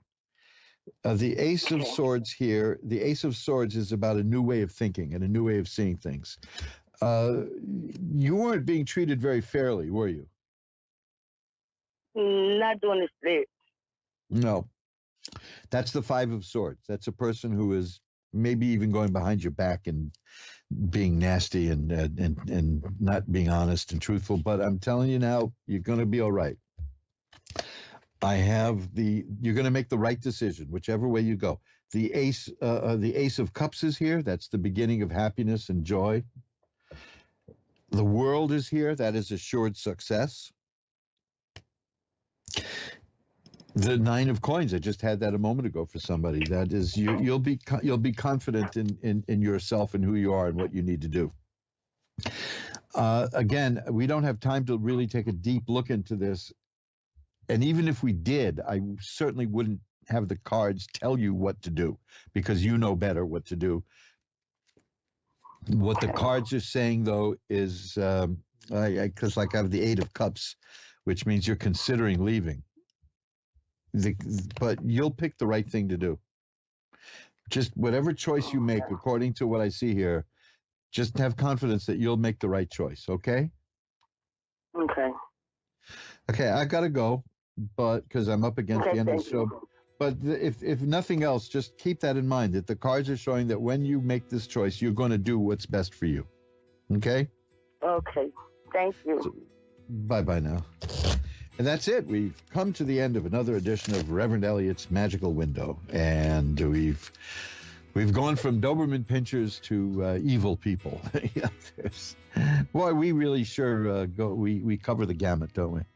And rightly so, because life is a panoply. I've never had a panoply. Remember, though, I'm serious about this because so many. It's bad enough that we have people out there who try to keep us afraid all the time. We call them TV news. And that's literally their job, is to keep us all scared. But you're not going to fall for it. I know that. But they're out there. That's a lot. It's a lot. But when you have an encounter, there are evil people. There really are. There's a wonderful speech about that in the movie called The List of Adrian Messenger, about evil is. Kirk Douglas delivers it beautifully. It's only a couple of moments long, but it's dynamite in that movie, and I highly recommend the film. But I'm up against the clock, so if I want to leave you with anything here, remember, you can get in touch with me at asktarot@earthlink.net, asktarot, one word, at earthlink.net. The website is magic-works.com, magic-works.com. And check out the book, The People of the Lie, because that's really deep stuff about getting hurt by evil people. So until next week, remember, time flies. It's up to you to be the navigator. Bye-bye now.